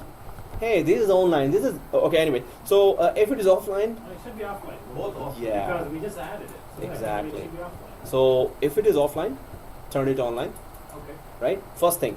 Second thing, so in my case it's just one online, one offline, so I'm just gonna right click and bring online. So press yes. Now both are online, right? Now, can we add these disks? Yep. If it is offline, then online. If it is online already, don't. Yeah, both online. Good. We're good. That's what we wanted to do. So, okay, guys. If both are online, what do? We need to add this quickly to the RAID. How do we do that? So, once in disks we have brought it online. Let's go to storage pools. Now in storage pool, you see that yellow triangle is still there. Warning. If you just hover over that, there's a warning going, showing there, and degraded is shown there, right? It's degraded. So if I just put the mouse here, it again shows, right? The pop-up. So right click the storage pool, and do you see add physical disk? So click the add physical disk, and exactly select the 280s automatic. Everyone did that? So press OK. Once you select does it let you add? Yeah. So yes, both are added. Once I press OK, everyone press OK, right? So now when you go to the right side, right, first of all, you see on the left side here under virtual disk, it is still showing yellow there, right? So this is the actual disk that is on top of the three-way mirror, right? So if we right click that, is there anything we can do to remove this yellow triangle? Because we don't want it to show yellow triangle, because the requirement is met again now. So why doesn't it remove that yellow triangle? So we can go for repair virtual disk or detach, extend, delete. Well, repair makes sense, right? So if we do repair, does the yellow triangle go? So if I right click and repair again, nothing, and repair again. Okay, so why it is not going? Because we still see on the right side the lost disks here, right? Those are still there. And if you want to remove them, can you remove those guys? Because in the background there is no physical disk. It's just a warning here. This is a message for those disks. Those disks are actually gone, right? So if you right click here and remove disk, right? So the one having yellow triangle, right click and remove them. So when you click remove, it says this, blah blah blah blah. Yeah, we know that it's already gone. So do you want to remove this physically from the pool? Yes. Press yes. Does it let you? It's gone. Oh no. It lets you, right? Good. So go for the second one as well. Right click, remove disk. And is it giving you an error? It gave me an error, and then I clicked It's yes. still there. Windows is repairing. It showed and then it went away. Oh, It error. Okay. But it's Well, not removing. I removed the second one and You do, right? try to refresh, guys. We If did. okay, you did. So both are not removed. Oh, Yeah. my one is removed. Your Both are still. any both are removed. No removed. Am I good? You both are still there. Hey, how come mine is one is gone? Because you probably SSD. No, it has nothing to do with that. But we some of us think so. Remove disk and I will try that again and it's not going. Guys, yes, it will not remove that easily. If in fact you will discover it, maybe today you shut down, tomorrow you start it up again and they'll be gone. Maybe after 2 days when you start, they're gone. So they will just go at their own convenience, this message. But if you had removed it quickly, I removed one and it removed, but mostly it does not go away easily. Okay, but in the working environment, we added 2 more, right? But we want them to. So we need. No, so they are It here. doesn't matter how long it takes to remove. Doesn't matter. Yeah. But Yeah. 2 new ones. 2 new ones if we have provided, and they're showing here as they're showing now. 5 are showing here, right? So this means we're good, we're working fine. Whenever this yellow triangle goes, it will go away from here, virtual disk as well, right? It's not working because it says that Windows is repairing this problem. It said that Yeah. to repair this problem, Okay. it says Windows is repairing this problem. Yeah. So it might not work now, maybe later, maybe 3 days. So whenever it goes away, whenever it is done repairing, seriously. Okay. Well, that is 2 o'clock actually. So so guys, we had replaced the 2 disks. Now on Wednesday we're gonna go for RAID 5, which is also going to be 7 disks, and then we're going to do the same drill. Then there are many other concepts of storage that we're going to be learning as well. So we're going to continue that. Then we're going to go for some other topic on Wednesday. So try to create all the screenshots. You've been sending screenshots, excellent work, and you're really working hard. That's very good. So those who are not sending, please start sending whatever you are done with, right? Okay, whatever I'm done Yeah, I'm with, just I looking can there. send. Yeah. Whatever I'm done with, I can send, right? Whatever. No, complete it first, and then send it. Okay. But reset this. What is that? What is that will do? Reset. That option to reset. For this one, Yeah. What is that? yeah, reset will also just make it unusable, but it is already gone, so it's not working. Okay, guys, so there it is, and shut down and wait for this video and repeat that lab.